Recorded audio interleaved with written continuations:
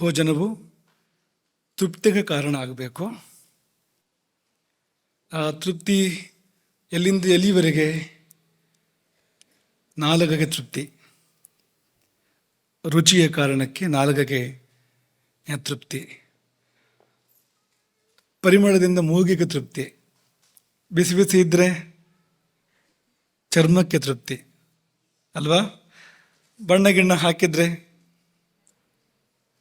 ಸರಿಯಾಗಿ ಕೇಳ್ಕೊಳ್ಳಿ, ಬಣ್ಣ ಹಾಕಿದರೆ ಅಂದರೆ ಅದು ಒಳ್ಳೆಯದಲ್ಲ ಅಲ್ವಾ? ಬಣ್ಣ ಹಾಕೋದು, ಬಣ್ಣ ಇದ್ದರೆ ಅದಕ್ಕೆ ಸಹಜವಾಗಿ ಒಳ್ಳೆ ಬಣ್ಣ ಇದ್ದರೆ, ಅಥವಾ ಬಣ್ಣ ಆಕೃತಿ ಇಂಥದ್ದೆಲ್ಲ ಕಣ್ಣಿಗೆ ತೃಪ್ತಿ. ಹೀಗೆ ಇಂದ್ರಿಯಗಳಿಗೆಲ್ಲ ತೃಪ್ತಿ. ಆಮೇಲೆ ಮನಸ್ಸಿಗೆ ತೃಪ್ತಿ.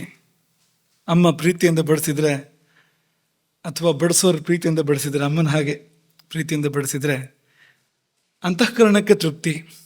ಅದು ಅಂತ ಇಷ್ಟು ಕೂಡ ಆಗೋದಿಲ್ಲ ಸಾಮಾನ್ಯವಾಗಿ. ಈಗ ಉದಾಹರಣೆಗೆ ಗಡಿಬಿಡಿಯಲ್ಲಿ ಕಚೇರಿಗೆ ಹೋಗೋರು ಗಬಗಬ ತಿಂದು ಹೋಗ್ತಾರೆ. ತುತ್ತಿನ ಚೀಲಕ್ಕೆ ತುಂಬು, ಕತ್ತಿನ ಕೆಳಗೆ ನೂಕು, ಕತ್ತಿಡು ನೂಕು ಅಂತ ಹೇಳ್ತಾರಲ್ಲ, ಹಾಗೆ ಕತ್ತಿನ ಕೆಳಗೆ ಆಹಾರವನ್ನು ನೂಕು ಅಂತ ಇಷ್ಟು ಮಾಡಿ ಹೋಗ್ತಾರೆ. ಅವ್ರಿಗೇನು ರುಚಿ ಗೊತ್ತಾಗೋದಿಲ್ಲ. ಅಲ್ಲಿ ಮೊದಲನೇ ಹಂತವೇ ವಿಫಲ, ನಾಲ್ಗೆಗೆ ತೃಪ್ತಿಯೇ ಇಲ್ಲ. ಆದರೆ ಸ್ವಲ್ಪ ಸಮಾಧಾನ ಊಟ ಮಾಡೋರಿಗೆ ಇದೆಲ್ಲ ಆಗೋಕ್ಕೆ ಸಾಧ್ಯ. ಇಂದ್ರಿಯಗಳ ತೃಪ್ತಿ ಮತ್ತು ಅದು ಕರಣ ತೃಪ್ತಿ ಅಂತ ಹೇಳ್ತಾರೆ. ಇಂದ್ರಿಯ ಕರಣ ತೃಪ್ತಿ ಮತ್ತು ಅಂತಃಕರಣ ತೃಪ್ತಿ,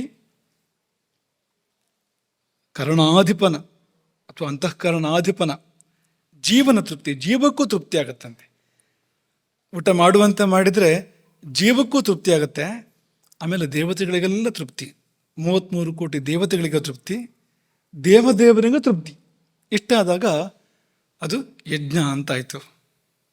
ಭೋಜನ ಯಜ್ಞ ಅಂತ ಆಗೋದು ಯಾವಾಗ ಅಂದರೆ, ಕೇವಲ ನಮಗೇನೋ ತೃಪ್ತಿ ಆಯಿತು ಅಂದ ಮಾತ್ರಕ್ಕೆ ಭೋಜನ ಯಜ್ಞ ಅಂತ ಆಗೋದಿಲ್ಲ. ಅಥವಾ ಗಲಬಿಲಾದ ಕರಣಂ, ಗಂಟಲ ನಾಳದಿಂದ ಕೆಳಕ್ಕೆ ಹೋಯಿತು ಅಂತ, ಇಷ್ಟರಿಂದಾಗಿ ಅದು ಯಜ್ಞ ಅಂತ ಆಗೋದಿಲ್ಲ.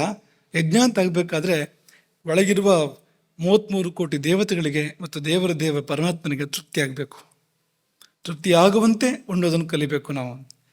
ಉದಾಹರಣೆಗೆ ಭಗವದರ್ಪಣೆ ಮಾಡಿ ಊಟ ಮಾಡಿದರೆ ಅದು ಭಗವಂತನಿಗೆ ತಲುಪ್ತದೆ, ಇದು ನಿನಗೆ.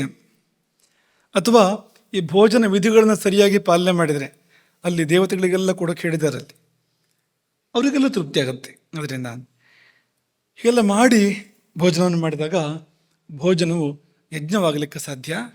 ಅಗ್ನಿಮುಖಾವೈ ದೇವಾಹ, ದೇವತೆಗಳಿಗೆ ಅಗ್ನಿಯೇ ಬಾಯಿ.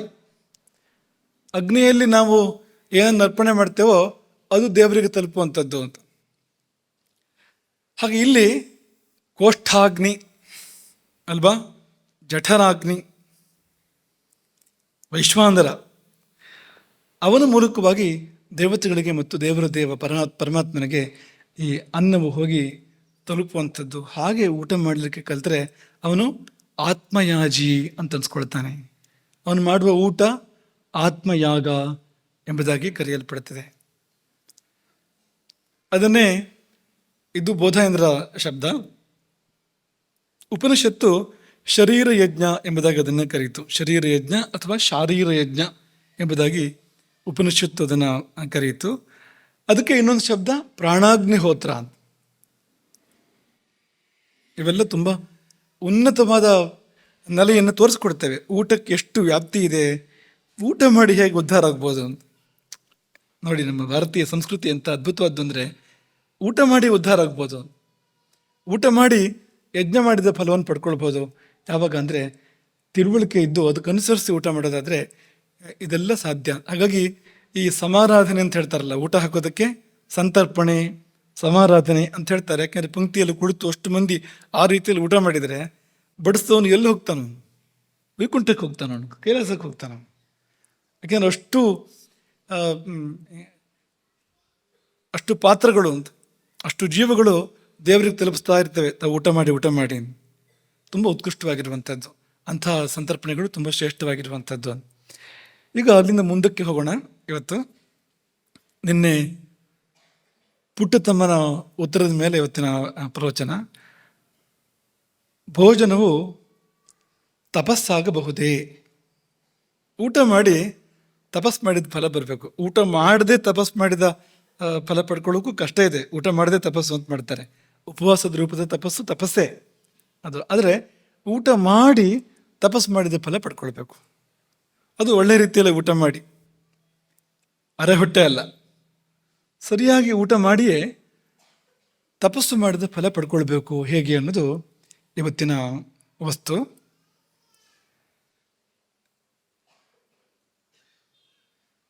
ಈ ಏಕಮೂಲಿಕಾ ಪ್ರಯೋಗ ಅಂತ ಒಂದಿದೆ ಆರೋಗ್ಯಶಾಸ್ತ್ರದಲ್ಲಿ. ಅಂಥದ್ದೊಂದು ಮೂಲಿಕೆ, ಅದು ಎಂಥದ್ದು ಅಂದರೆ ಎಲ್ಲ ರೋಗಕ್ಕೂ ಅದೇ ಔಷಧ ಅಂತ. ಅಂಥದ್ದೊಂದು ಯಾರು ತಯಾರಿಸಿದರೆ, ಹಳೆ ಕಾಲದಲ್ಲಿ ಗುಳಿಗೆಗಳಿರ್ತಿದ್ವು. ಈ ಗುಳಿಗೆಯನ್ನು ನೀರಿನಲ್ಲಿ ಹೀಗೆ 3 ಸಾರಿ ತೆಗೆದರೆ ಇಂಥ ರೋಗಕ್ಕೆ, ಹಾಗೆ ಜೇನಲ್ಲಿ ತೆಗೆದ್ರೆ ಅದು ಅಂಥ ರೋಗಕ್ಕೆ ಅನ್ನೋ ಥರ ಒಂದು ಗುಳಿಗೆನೇ ಹಲವು ರೋಗಕ್ಕೆ ಅದು ಚಿಕಿತ್ಸೆಯಾಗಿ ಬರ್ತಾ ಇತ್ತು. ಇವತ್ತದು ಅವೆಲ್ಲ ನಷ್ಟವಾಗಿದೆ. ಇದ್ದರೂ ಅವ್ರಿಗೆ ಏನು ಮಾಡಬೇಕು ಅಂತಲೇ ಗೊತ್ತಿಲ್ಲ, ಆ ಗುಳಿಗೆಯನ್ನು ಹೇಗೆ ಬಳಸಬೇಕು ಅಂತ ಗೊತ್ತಿಲ್ಲ. ಆ ತರಹ ಆಗಿದೆ. ಹಿಂದಿನ ಹಳೆ ವೈದ್ಯ ಪಂಡಿತರುಗಳ ಮನೆಗಳಲ್ಲೆಲ್ಲ ಅದು ಇರ್ತಾ ಇತ್ತು. ವಿದ್ಯೆ ನಷ್ಟವಾದಾಗ ಅದು ಇದ್ದೂ ಪ್ರಯೋಜನ ಇಲ್ಲ ಅನ್ನೋ ಥರ ಆಗಿದೆ. ಹಾಗೆ ಈಗ ಒಂದು ಔಷಧ ಹಲವು ರೋಗಕ್ಕೆ ಪರಿಹಾರ ಅನ್ನೋ ಹಾಗೆ ಒಂದು ಮೂಲದಿಂದ ಹಲವು ತೊಂದರೆಗಳು. ಎಲ್ಲ ತೊಂದರೆಗಳಿಗೂ ಒಂದೇ ಮೂಲ ಜೀವನದಲ್ಲಿ. ಗುರುತಿಸೋಕೆ ಸಾಧ್ಯವ ಅದನ್ನು? ಆ ಒಂದು ಮೂಲದಿಂದಲೇ ಜೀವನದ ಎಲ್ಲ ಸಮಸ್ಯೆಗಳು ಬರ್ತಾ ಇದೆ. ಯಾವುದದು? ಯಾವುದು? ಪಾಪ. ಪಾಪ. ನೀವು ಆಮ ಅಂದ್ರೆ ಆಮ ರೋಗಗಳಿಗೆ ಕಾರಣ. ನಮಗೆ ಪಾಪ ಅಂತ ಕೇಳ್ಬಿಡ್ತು, ಅಥವಾ ಪಾಪ ಅಂತ ಹೇಳ್ತಾ ಇದೀವಿ. ನಿಮಗೆ ಪಾಪವೇ ಎಲ್ಲ ಸಮಸ್ಯೆಗಳಿಗೂ ಮೂಲ. ನಮ್ಗೆ ಏನೇನು ಜೀವನದಲ್ಲಿ ಪ್ರತಿಕೂಲತೆಗಳು ಬರ್ತಾ ಇದೆಯೋ ಅದಕ್ಕೆಲ್ಲ ಕಾರಣ ಪಾಪವೇ. ಶತ್ರುವಲ್ಲ, ಪಾಪ ಶತ್ರು. ಇದರಿರುವವನು ಶತ್ರುವಾಗಿ ವರ್ತಿಸಲು ಏನು ಕಾರಣ ಅಂದರೆ ನಮ್ಮ ಪಾಪ ಕಾರಣ. ಅವನು ಬಂದು ನಮಗೆ ತೊಂದರೆ ಮಾಡ್ತಾ ಇದ್ದಾನೆ ಅಂದರೆ ನಮ್ಮ ಪಾಪದ ಕಾರಣಕ್ಕೋಸ್ಕರ ಅವನು ನಮಗೆ ತೊಂದರೆ ಮಾಡ್ತಾ ಇರುವಂಥದ್ದು. ಮತ್ತು ಅವನ ಪಾಪ ಇನ್ನೊಬ್ಬರಿಗೆ ತೊಂದರೆ ಕೊಡಬೇಕು ಅಂತಂದರೆ ಅವನ ಪಾಪ ಕೆಲಸ ಮಾಡ್ತಾ ಇದೆ. ತೊಂದರೆ ಕೊಟ್ಟು ಮತ್ತಷ್ಟು ಪಾಪ ಕಟ್ಕೊಂತ ಪಾಪ ಮಹಾಪಾಪದ ಕಡೆ ಕರ್ಕೊಂಡು ಹೋಗ್ತಾ ಇದೆ. ಹೀಗೆ ಅಲ್ಲಿ ನೋಡಿದ್ರು ಇಲ್ಲಿ ನೋಡಿದ್ರು ಪಾಪವೇ ಕಾರಣ. ರಾವಣನ ಶತ್ರು ಯಾರು ಅಂದರೆ ರಾಮ ಅಲ್ಲ, ಕಾಮ. ಕಾಮ ಎಲ್ಲ ಪಾಪ ಅಲ್ಲ. ಧರ್ಮ ವಿರುದ್ಧೋ ಭೂತೇಶು ಕಾಮೋಸ್ಮಿ ಭರತರ್ಷಭ, ಗೀತೆ. ಧರ್ಮಕ್ಕೆ ವಿರುದ್ಧ ಅಲ್ಲದೆ ಇದ್ದರೆ ನಾನೇ ಆ ಕಾಮ ಎಂಬುದಾಗಿ ಭಗವಂತ ಹೇಳಿದ್ದಾನೆ. ಅದಲ್ಲ, ಧರ್ಮಕ್ಕೆ ವಿರುದ್ಧವಾಗಿರ್ತಕ್ಕಂಥ ಕಾಮ, ಅದೇ ಪಾಪ ಅಂತ. ಅದು ತಾನೇ. ಅವನು ಸೀತೆಯನ್ನು ಅಪಹಾರ ಮಾಡುವಂಥ ಪ್ರಯತ್ನ ಮಾಡದೇ ಇದ್ದಿದ್ರೆ ಏನಾಗ್ತಾ ಇತ್ತು? ಏನೂ ಆಗ್ತಾ ಇರಲಿಲ್ಲ. ವನವಾಸ ಮುಗಿಸ್ಕೊಂಡು ರಾಮ ಅಯೋಧ್ಯೆಗೆ ಹೋಗಿ ಪಟ್ಟಾಭಿಷೇಕ ಆಗ್ತಾ ಇತ್ತು. 1 ವರ್ಷ ಉಳಿದಿತ್ತು ವನವಾಸ ಮುಗಿಯೋದಕ್ಕೆ. ವೈರವೇ ಬರ್ತಾ ಇರಲಿಲ್ಲ. ವೈರ ಏಕೆ ಬಂತು? ರಾಮ ಏಕೆ ಶತ್ರುವಾಗಿ ಪರಿಣಮಿಸಿದ ರಾವಣನಿಗೆ ಅಂದರೆ ಅದಕ್ಕೆ ಕಾರಣ ಹುಡ್ಕೊಂಡು ಹೋದಾಗ ಒಂದು ಪಾಪ ಮಾಡಿದ್ದಾನೆ. ನಾರಿ ಚೌರ್ಯ, ಸತಿಯ ಚೌರ್ಯದ ಪಾಪವನ್ನು ರಾವಣ ಮಾಡಿದ್ದಾನೆ. ಅದರಿಂದಾಗಿ ಆ ಶತ್ರುತ್ವ ಬಂದಿರುವಂಥದ್ದು. ಇದು ಆ ಜನ್ಮದಲ್ಲೇ ಕಾಣ್ತಾ ಇರುವಂಥದ್ದು ರಾವಣನದ್ದು. ಆದರೆ ನಮ್ಮ ಬದುಕಿನಲ್ಲಿ ಆದರೂ ಕೂಡ ನಾವು ಏನೇನು ನಾವು ಶತ್ರುಗಳ ಬಾಧೆಯನ್ನು ಕಾಣ್ತೇವೋ ಅಲ್ಲೆಲ್ಲ ನಾವು ಪಾಪವನ್ನು ಕಾರಣವಾಗಿ ನೋಡಬೇಕು. ಅದರ ಹಿಂದೆ ಪಾಪ ಇದೆ. ಅವನ ಪಾಪ, ನಮ್ಮ ಪಾಪ ಇದೆ. ಕೆಲವು ಸಾರಿ ಈ ಶತ್ರುಗಳೇ ಬಂದು ನಮಗೆ ತೊಂದರೆ ಕೊಡಬೇಕು ಅಂತಿಲ್ಲ. ಕೆಲವು ಸಾರಿ ತಾನಾಗಿ ನಮಗೆ ತೊಂದರೆ ಆಗೋದುಂಟು. ಏನೋ ಹುಷಾರು ತಪ್ಪಿತು, ಶತ್ರು ಏನು ಮಾಡ್ತಾನೆ? ಅದಕ್ಕೆ ಬಿದ್ದೆ, ಕಾಲು ಮುರಿತು, ಅಪಘಾತ ಆಯಿತು, ಶತ್ರು ಏನು ಮಾಡ್ತಾನೆ? ಆಕಸ್ಮಿಕ ಅಂತ. ಯಾರು ಕಾರಣ? ಏನು ಕಾರಣ ಅದಕ್ಕೆ ಅಂತಂದರೆ ಅದ್ರ ಹಿಂದೆ ಯಾವುದೋ ಪಾಪ ಇದೆ. ಇಲ್ಲಿಂದ ಪ್ರಾರಂಭ ಮಾಡಿ ಪರಮಾತ್ಮ ಸಾಕ್ಷಾತ್ಕಾರದವರೆಗೂ ಪಾಪವೇ ಅಡ್ಡ ಇರುವಂಥದ್ದು. ನಮಗೂ ದೇವರಿಗೂ ಮಧ್ಯೆ ಇರುವ ಗೋಡೆ ಯಾವುದು? ಎಲ್ಲೆಲ್ಲೂ ಇರುವ ಪರಮಾತ್ಮ ಯಾಕೆ ನಮಗೆ ಕಾಣ್ತಾ ಇಲ್ಲ ಅಂದರೆ ಒಂದು ಪಾಪದ ತೆರೆ ಇದೆ ಮಧ್ಯದಲ್ಲಿ, ಅದರಿಂದಾಗಿ ಕಾಣದೇ ಇರುವಂಥದ್ದು. ಒಂದು ವೇಳೆ ಆ ತೆರೆದರೆ ಪಾಪ ಪರಿಹಾರ ಆದರೆ ಅಲ್ಲೇ ಭಗವಂತ, ಆ ಕ್ಷಣದಲ್ಲೇ. ಒಂದು ಕ್ಷಣದ ಮಾತು ಅದು. ಆದರೆ ಈಗ ಸದ್ಯ ಒಂದು ತೆರೆ ಅಡ್ಡ ಇದೆ, ಒಂದು ಗೋಡೆ ಅಡ್ಡ ಇದೆ, ಅದು ಪಾಪದ್ದು. ಹಾಗಾಗಿ ಪಾಪ ಪರಿಹಾರದ ಪ್ರಯೋಜನ ಅದು ಎಲ್ಲಿಂದ ಎಲ್ಲಿವರೆಗೂ ಕೂಡ ಇದೆ. ಜೀವಕ್ಕೆ ಆದ್ಯ ಕರ್ತವ್ಯ ಯಾವುದು ಅಂತಂದರೆ ಪಾಪ ಪರಿಹಾರವೇ ಜೀವಕ್ಕೆ ಆದ್ಯ ಕರ್ತವ್ಯ. ಈಗ ಕೃಷಿ ಮಾಡಬೇಕಾದ್ರೆ ಅವ್ರಿಗೊಂದು ಸಮಸ್ಯೆ ಏನು ಬರುತ್ತೆ ಅಂದರೆ ಕಳೆಗಳು ಬೆಳೀತವೆ. ಬೆಳೆಗಳ ಮಧ್ಯದಲ್ಲಿ ಕಳೆಗಳು ಬೆಳೀತವೆ. ಕಳೆ ತೆಗೆಯೋದೊಂದು ಕಾರ್ಯಕ್ರಮ ಅಲ್ವಾ? ಒಳ್ಳೆ ಕೃಷಿ ಮಾಡಬೇಕು ಅಂದರೆ ಕಳೆ ತೆಗೆದು ಕೂತಿರ್ಬೇಕು ಅವನಿಗೆ. ಮೊದಲನೇದಾಗಿ ಕಳೆ ಯಾವುದು ಬೆಳೆ ಯಾವುದು ಗೊತ್ತಿರಬೇಕು. ಬೆಳೆ ತೆಗೆದು ಕಳೆ ಉಳಿಸಿದರೆ ಅವನಂಥ ಕೃಷಿಕ. ಆಮೇಲೆ ಹಾಗಾಗಿ ಬೆಳೆ ಯಾವುದು ಕಳೆ ಯಾವುದು ಗೊತ್ತಿರಬೇಕು. ಯಾವುದು ಬೆಳೆಯಬೇಕೋ ಅದು ಬೆಳೆ, ಯಾವುದನ್ನು ಕಳೆಯಬೇಕೋ ಅದು ಕಳೆ. ಹೆಸರಲ್ಲೇ ಅಷ್ಟು ಅರ್ಥ ಇದೆ ನೋಡಿ. ಬೆಳೆಯಬೇಕಾಗಿರೋದು ಬೆಳೆ, ಕಳೆಯಬೇಕಾಗಿರುವಂಥದ್ದು ಕಳೆ. ಹಾಗೆ ಕಳೆ ತೆಗಿಬೇಕಾದ್ರೆ ಈಗ ಗೊತ್ತಿರೋನಾದ್ರೂ ಹೇಗೆ ತೆಗಿತಾನೆ ಕಳೆನ, ಗೊತ್ತಿಲ್ಲದಿರೋನಾದ್ರು ಹೇಗೆ ತೆಗಿತಾನೆ? ಪೇಟೆಗೆ ಅವನು ಹೊಸ ಕೃಷಿ ಮಾಡ್ತಾ ಇದ್ದಾನೆ ಅಂದರೆ ಅವನು ಮೇಲಿಂದ ಕತ್ತರಿಸ್ಕೊಂಡು ಹೋಗ್ತಾನೆ ಕಳೆಯನ್ನು. ಹಳ್ಳಿಯವನು ಅಪ್ಪಾಜನ ಕಾಲದಿಂದ ಕೃಷಿ ಮಾಡ್ತಾ ಇದ್ದಾನೆ ಅಂತಾದರೆ ಅವನು ಬುಡ ಸಹಿತವಾಗಿ ಕೀಳ್ತಾನೆ, ಬೇರು ಸಹಿತವಾಗಿ ಕಳೆಯನ್ನು ಕೀಳ್ತಾನೆ. ಮೇಲಿಂದ ಮೇಲೆ ಕತ್ತರಿಸ್ಕೊಂಡ್ರೆ ಮತ್ತೆ ಬೆಳೆಯುತ್ತೆ, ಜಾಸ್ತಿ ಬೆಳಿಬೋದು. ಸಸ್ಯಗಳಿಗೆ ಸ್ವಭಾವ ಇರುತ್ತೆ. ನೀವು ಕತ್ತರಿಸಿದ್ರೆ ಜಾಸ್ತಿ ಬೆಳೆಯುತ್ತೆ. ಅದು ಕತ್ತರಿಸ್ತಾ ಇದ್ರೆ ಒಂದು ಪ್ರಮಾಣದಲ್ಲಿ ಬೆಳೆಯುವಂಥದ್ದು, ಕತ್ತರಿಸಿದ್ರೆ ಜಾಸ್ತಿ ಬೆಳೆಯುತ್ತೆ. ಹಾಗಾಗಿ ಜಾಸ್ತಿ ಬೆಳೆದು ಬಿಡುತ್ತಲ್ಲ, ಅದು ಬೇರು ಸಹಿತ ಕೀಳಬೇಕು. ಹಾಗೆ ನಮ್ಮ ಬದುಕಿನ ಸಮಸ್ಯೆಗಳಿಗೆ ಅಲ್ಲಲ್ಲಿ ನಾವು ಪರಿಹಾರ ಕಂಡುಕೊಳ್ತಾ ಹೋದರೆ ಅದು ಮುಗಿಯೋದಲ್ಲ, ಅದು ಬೇರಿಗೆ ಹೋಗಬೇಕು. ಬೇರೆ ಯಾವುದಪ್ಪ ಅಂದರೆ ಪಾಪವೇ ಬೇರು. ಪಾಪನ ಕಿತ್ತಾಕಿ ರೋಗವೂ ಇಲ್ಲ, ಶತ್ರುಗಳು ಇಲ್ಲ, ದುಃಖವೂ ಇಲ್ಲ, ಸಂಸಾರದ ಬಂಧನವೂ ಇಲ್ಲ. ಮತ್ತು ಮುಂದಕ್ಕೆ ಹೋದರೆ ಅಜ್ಞಾನವೂ ಇಲ್ಲ, ಸಂಸಾರದ ಬಂಧನವೂ ಇಲ್ಲ. ಹಾಗಾಗಿ ಜಾಣ ಜೀವ ಆದರೆ ಪಾಪ ಪರಿಹಾರಕ್ಕೆ ಹೊರಡಬೇಕು.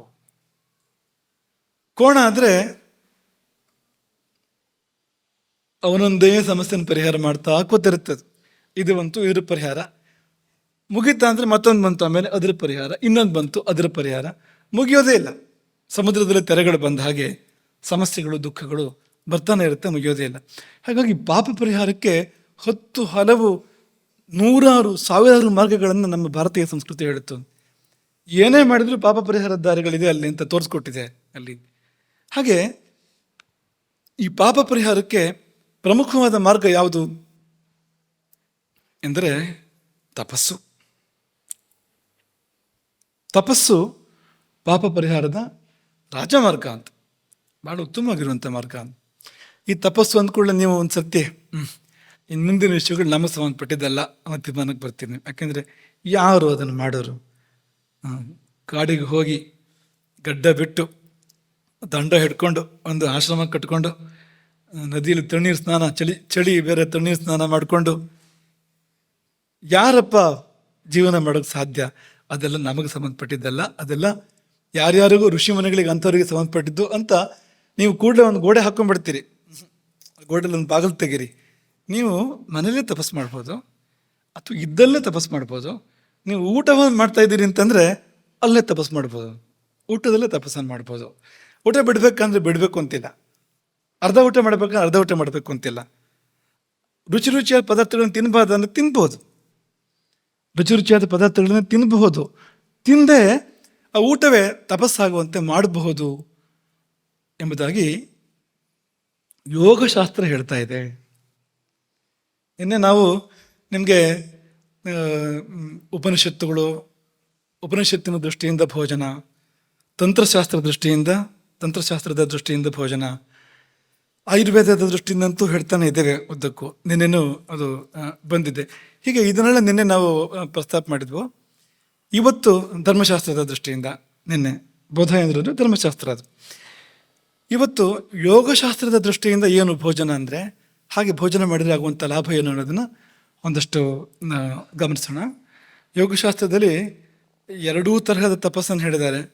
ಒಂದು ಊಟ ಮಾಡದೆ ಮಾಡುವಂಥ ತಪಸ್ಸು, ಉಪವಾಸ, ಕೃಚ್ಛ, ಚಾಂದ್ರಾಯಣ ಇಂಥದ್ದೆಲ್ಲ, ಅದು ಬೇರೆ ಪ್ರತ್ಯೇಕ. ಅದು ಹಾಗೆ ನಿಮ್ಗೆ ಅದನ್ನು ಹೇಳೋದಿಲ್ಲ ಈಗ, ಅದನ್ನು ಆಮೇಲೆ ನೋಡೋಣ. ಈ ಊಟದ ತಪಸ್ಸು ಆದಮೇಲೆ ಉಪವಾಸದ ತಪಸ್ಸನ್ನು ಸಂದರ್ಭಾನುಸಾರ ನೋಡೋಣ. ಈಗ ಊಟ ಮಾಡಿ ತಪಸ್ಸನ್ನು ಮಾಡ್ಬೋದು ಅಂತ ಅವ್ರು ಹೇಳ್ತಾ ಇದ್ದಾರೆ. ಏನಪ್ಪ ಅಂದರೆ, ಆಯುರ್ವೇದದ ಯೋಗಶಾಸ್ತ್ರದ ಒಂದು ಸೂತ್ರ, ಯೋಗ ಸೂತ್ರಗಳು ಇದೆಯಲ್ಲ ಪತಂಜಲಿ ಮಹರ್ಷಿಗಳದ್ದು, ಒಂದು ಸೂತ್ರ ಶೌಚ, ಸಂತೋಷ, ತಪಸ್ವಾಧ್ಯಾಯ, ಈಶ್ವರ ಪ್ರಣಿಧಾನಾನಿ ನಿಯಮಾಹ. ನಿಯಮಗಳು ಅಂತ ಹೇಳ್ತಾರಲ್ಲ, ನಿಯಮಗಳು ಯಾವುದೆಲ್ಲ ಅಂದರೆ ಶೌಚ, ಸಂತೋಷ, ತಪಸ್ಸು, ಈಶ್ವರ ಪ್ರಣಿಧಾನ, ಸ್ವಾಧ್ಯಾಯ, ಈಶ್ವರ ಪ್ರಣಿಧಾನ ಮುಂದಕ್ಕಿರುವಂಥದ್ದು. ಈ 5 ಪಾಂಡವರಲ್ಲಿ ಈ ಮಧ್ಯಮ ಪಾಂಡವ ಯಾರು ಅಂತ ನೋಡಿ ಅಲ್ವಾ? ಆ ಕಡೆಯಿಂದಲೂ 3ನೇ, ಈ ಕಡೆಯಿಂದಲೂ 3ನೇ. ಶೌಚ, ಸಂತೋಷ, ತಪಸ್ಸು. ಆಚೆ ಕಡೆಯಿಂದ ಬಂದರೆ ಈಶ್ವರ ಪ್ರಣಿಧಾನ, ಸ್ವಾಧ್ಯಾಯ, ತಪಸ್ಸು. ಇದು ಅರ್ಜುನ ಇದ್ದಾಗೆ ಅಂತ. ಧರ್ಮರಾಜ, ಭೀಮ, ಅರ್ಜುನ. ಸಹದೇವ, ನಕುಲ, ಅರ್ಜುನ. ಆ ಕಡೆಯಿಂದ ಬಂದರೂ ಮಧ್ಯ, ಈ ಕಡೆಯಿಂದ ಬಂದರೂ ಕೂಡ ಸರಿಯಾಗಿ ಮಧ್ಯಮ ಪಾಂಡವ ಅನ್ನೋ ಹಾಗೆ ಈ ತಪಸ್ಸು ಅನ್ನುವಂಥದ್ದಿದೆ ನೋಡಿ. ಈ ತಪಸ್ಸು ಅಂತ ಒಂದು ಶಬ್ದ ಹೇಳ್ಬಿಟ್ಟಿದ್ದಾರೆ ಪತಂಜಲಿಗಳು. ಅದಕ್ಕೆ ಬೇರೆ ಬೇರೆ ರೀತಿ ವ್ಯಾಖ್ಯಾನ ಮಾಡಿದ್ದಾರೆ. ಅದಕ್ಕೆ ಆ ತಪಸ್ಸು ಅಂದ್ರೆ ಏನು ಅಂತ ಅದೆಲ್ಲ ಸರಿನೇ, ಎಲ್ಲ ವ್ಯಾಖ್ಯಾನಗಳು ಸರಿನೇ, ತಪ್ಪೇನಿಲ್ಲ. ಅದರಲ್ಲಿ ಯೋಗ ಸುಧಾಕರ ಎನ್ನುವ ತುಂಬ ಸುಂದರವಾದ ಒಂದು ವ್ಯಾಖ್ಯಾನ, ತುಂಬ ಒಳ್ಳೆಯ ಒಂದು ವ್ಯಾಖ್ಯಾನ. ಆ ವ್ಯಾಖ್ಯಾನ ಈ ಸೂತ್ರವನ್ನು ವ್ಯಾಖ್ಯಾನ ಮಾಡುತ್ತು. ಹೇಗೆ ಅಂದರೆ ಹಿತ ಮಿತ ಮೇಧ್ಯಾಶನಂ ತಪಃ. ಇದು ನಿಜವಾಗಿ ವ್ಯಾಖ್ಯಾನ, ಅದು ಅದೇ ಸೂತ್ರದಾಗಿದೆ. ವ್ಯಾಖ್ಯಾನವೇ ಸೂತ್ರದಾಗಿದೆ. ಇದು ಎಂತಹ ಸೂತ್ರ ಅಂದರೆ ಹಿತಭುಕ್, ಮಿತಭುಕ್, ಋತುಭುಕ್ ಎನ್ನೋದು ಎಂಥ ಒಂದು ಸೂತ್ರವೋ ಜೀವನಕ್ಕೆ, ಅದಕ್ಕೇನೂ ಕಡಿಮೆ ಇಲ್ಲ, ಒಂದು ತೂಕ ಮೇಲಿರ್ಬೋದು ಅಂತ. ಹಿತ ಮಿತ ಮೇಧ್ಯಾಶನಂ ತಪಃ ಎನ್ನುವಂಥ ಸೂತ್ರ ಬರೀ ಒಂದು ಆರೋಗ್ಯದ ಕಾರಣಕ್ಕೆ ಮಾತ್ರ ಅಲ್ಲ, ಎಲ್ಲ ಕಾರಣಕ್ಕೂ ಸಲ್ಲುವಂಥದ್ದು ಅಂಥದ್ದು. ಬರೀ 3 ಶಬ್ದಗಳು, ಹಿತ ಮಿತ ಮೇಧ್ಯಾನ್. ಅಲ್ಲಿ ಹೇಗೆ ಹಿತಭುಕ್, ಮಿತಭುಕ್, ಋತುಭುಕ್ ಅಂತ ಹೇಳಿದ್ರೋ ಹಾಗೆ 3 ಪದಗಳನ್ನು ಬಳಸಿ ನಿಮ್ಮ ಆಹಾರ ಹೀಗಿರಬೇಕು, ಹಾಗಿದ್ರೆ ಅದು ತಪಸ್ಸು ಅಂತ ಅವ್ರು ಹೇಳಿದ್ದಾರೆ. ನಮ್ಮ ಭಾರತೀಯ ಋಷಿ ಮಹರ್ಷಿಗಳು ಎಷ್ಟು ಅದ್ಭುತವಾದ ಶೈಲಿ, ಭಾಷೆ ಅವರಿದ್ದು ನೋಡಿ. 3 ಶಬ್ದಗಳು, ಅದರ ಮೂಲಕವಾಗಿ ಇಡೀ ಬದುಕಿಗೆ ಬೇಕಾದ ಸೂತ್ರ. ಎಲ್ಲ ವಿಷಯಗಳು ಇಲ್ಲೇ ಬರುತ್ತೆ, ಈ 3 ಶಬ್ದದಲ್ಲೇ ಬರೋ ಹಾಗಿದೆ. ಹಾಗಾಗಿ ಈ ಆಹಾರ ನಿಯಮವೇ ತಪಸ್ಸು ಎಂಬುದಾಗಿ ಹೇಳಿದರು. ಇದರಿಂದ ಪಾಪಕ್ಷಯ. ಈ ಪಾಪಕ್ಷಯ ಅನ್ನೋದಕ್ಕೆ ಮತ್ತೊಂದು ಯೋಗ ಸೂತ್ರ ಇದೆ. ಕಾಯೇಂದ್ರಿಯ ಸಿದ್ಧಿ ಅಶುದ್ಧಿ ಕ್ಷಯ ತಪಸಃ. ತಪಸ್ಸಿನಿಂದಾಗಿ ಅಶುದ್ಧಿ ಕ್ಷಯ, ನಮ್ಮೊಳಗೇನು ಮೈಲಿಗೆ ಸೇರಿದೆ, ಅಶುಚಿ ಸೇರಿದೆ, ಪಾಪ, ಅದೆಲ್ಲ ಒಂದೇ. ಅದೆಲ್ಲ ಪರಿಹಾರ ತಪಸ್ಸಿನಿಂದ ಬೇರೆ ಕಡೆ ವಿವರಣೆ ಕೊಟ್ಟಿದೆ. ನಿರ್ವರ್ತ್ಯ ಮಾನಮೇವ ತಪೋ ಹಿನಸ್ತಿ ಅಶುದ್ಧ್ಯಾವರಣ ಮಲಂ. ವ್ಯಾಸಭಾಷ್ಯ. ಇದೇ ಸೂತ್ರಕ್ಕೆ ವ್ಯಾಸಭಾಷ್ಯ. ನಿರ್ವರ್ತ್ಯಮಾನಮೇವ ತಪೋ, ತಪಸ್ಸನ್ನು ಮಾಡ್ತಾ ಇದ್ರೆ ಈ ಒಂದು ಮಲವನ್ನು, ಈ ಒಂದು ಕಲ್ಮಶವನ್ನು, ಈ ಒಂದು ಆವರಣ, ಅದು ನಾವು ಗೋಡೆ ಅಂತ ಹೇಳಿದ್ವಲ್ಲ, ಈಶ್ವರನಿಗೂ ನಮಗೂ ಮಧ್ಯದಲ್ಲಿ ಅಂತ, ಅಶುದ್ಧಿ ಎಂಬ ಆವರಣ, ಒಂದು ಮಲ, ಕಲ್ಮಶ, ಅದನ್ನು ತಪಸ್ಸು ದೂರ ಮಾಡುತ್ತೆ ಅಂತ ವ್ಯಾಸಭಾಷ್ಯ ಹೇಳುತ್ತೆ. ಅದು ವಾಚಸ್ಪತಿ ಟೀಕೆ ಕೂಡ ಏನು ಹೇಳುತ್ತೆ ಅಂದರೆ ಅಶುದ್ಧಿ ಲಕ್ಷಣಂ ಆವರಣಂ. ಒಂದು ಆವರಣ ಇದೆ ನಮಗೂ ದೇವರಿಗೂ ಮಧ್ಯದಲ್ಲಿ, ನಮಗೂ ಶ್ರೇಯಸ್ಸಿಗೂ ಮಧ್ಯದಲ್ಲಿ, ನಮಗೂ ಸುಖಕ್ಕೂ ಮಧ್ಯದಲ್ಲಿ ಒಂದು ಆವರಣ, ಒಂದು ಗೋಡೆ ಇದೆ. ಆ ಗೋಡೆ ಏನು ಅಂದರೆ ಅದೇ ಅಶುದ್ಧಿ. ಏನಪ್ಪ ಹಾಗಂತಂದರೆ ತಾಮಸಂ ಅಧರ್ಮಾದಿ. ಪಾಪ, ಪಾಪ ಅಂದರೆ ಏನು ಅಂದರೆ ತಮೋಗುಣ, ರಜೋಗುಣ. ನಮ್ಮ ವಿರುದ್ಧವಾಗಿ ಕೆಲಸ ಮಾಡೋಕ್ಕೆ ಶುರು ಮಾಡಿದಾಗ ಪಾಪ. ಆ ತಮೋಗುಣ, ರಜೋಗುಣಗಳು ನಮ್ಮ ಪೂರಕವಾಗಿ ಕೆಲಸ ಮಾಡ್ತೇವೆ. ಕೆಲವು ಬಾರಿ ಸತ್ವಗುಣದ ಜೊತೆಗಿದ್ದು ಪೂರಕವಾಗಿ ಕೆಲಸ ಮಾಡ್ತೇವೆ. ಈ ತಮೋಗುಣದಿಂದಾಗ ನಿದ್ದೆ ಮಾಡ್ತೇವೆ ನಾವು, ರಜೋಗುಣದಿಂದಾಗಿ ಚಟುವಟಿಕೆಗಳನ್ನ ಮಾಡ್ತೇವೆ. ಒಂದು ಯಜ್ಞ ಮಾಡಬೇಕು ಅಂದರೆ ಚಟುವಟಿಕೆಗಳು ಮಾಡಬೇಕಾಗತ್ತೆ. ಅದಕ್ಕೆ ಒಂದು ಯೋಗಾಸನ ಮಾಡಬೇಕು ಅಂದರೆ ಆಸನೇನೆ ರಜೋಹಂತಿ, ಅಲ್ಲಿ ರಜೋಗುಣ ಬೇಕಾಗತ್ತೆ ಅದು ಕೂಡ. ಹಾಗಾಗಿ ಅದೆಲ್ಲ ಅಲ್ಲ, ನಮ್ಮ ವಿರುದ್ಧ ಕೆಲಸ ಮಾಡ್ತಾ ಇರ್ತಕ್ಕಂಥ ತಮೋಗುಣ, ರಜೋಗುಣಗಳು, ಅದೇ ಪಾಪ ಅಂದರೆ ಅಂತ ಇಲ್ಲಿ ತಮಸ್ಸೆ ಪಾಪ ಅಂತ ಅನ್ನೋದನ್ನು ಹೇಳಿದ್ರು. ಈಗ ಇಲ್ಲಿ ಗಮನಿಸೋಣ, ಪಾಪವನ್ನು ತಪಸ್ಸು ಸುಡುತ್ತೆ. ತಪಸ್ ಅನ್ನೋ ಶಬ್ದಕ್ಕೆ ಸುಡುವಿಕೆ ಅರ್ಥ. ತಪಸ್ ಸಂತಾಪ ಅಂತ ಧಾತು, ಆ ಧಾತುವಿಗೆ ಸುಡುವಿಕೆ ಅರ್ಥ. ಪರಿತಾಪ, ಪಶ್ಚಾತ್ತಾಪ, ತಾಪ, ತಾಪತ್ರಯ ಎಲ್ಲ ಸುಡುವುದಂತಲೇ ಅರ್ಥ. ಇಲ್ಲೆಲ್ಲ ಅಂತ ಬೇರೆ ಏನೂ ಇಲ್ಲ, ಸುಡುವುದಂತಲೇ ಅರ್ಥ. ಹಾಗಾಗಿ ತಪಸ್ಸು ಸುಡುವಿಕೆ. ಈ ಸುಡುವಿಕೆಗೂ ಆಹಾರ ನಿಯಮಕ್ಕೂ ಏನು ಸಂಬಂಧ ಅನ್ನೋದನ್ನು ಮುಂದಕ್ಕೆ ನಾವು ಗಮನಿಸೋಣ. ಅದಕ್ಕಿಂತ ಮುಂಚೆ ಪಾಪಗಳನ್ನು ಗಮನಿಸೋಣ. ಪಾಪ ಹೇಗೆ ಕೆಲಸ ಮಾಡ್ತದೆ ಅನ್ನೋದನ್ನು ಗಮನಿಸೋಣ. ಪಾಪದಲ್ಲಿ 2 ವಿಧ ಅಥವಾ 2 ಹಂತ. ಪಾಪ ನಮಗೆ ಬಾಧೆ ಕೊಡೋದು ಒಳಗೆ ಸೇರಿದ ಮೇಲೆ, ಇದನ್ನು ಚೆನ್ನಾಗಿ ಮನಸ್ಸಲ್ಲಿಟ್ಕೊಳ್ಳಿ.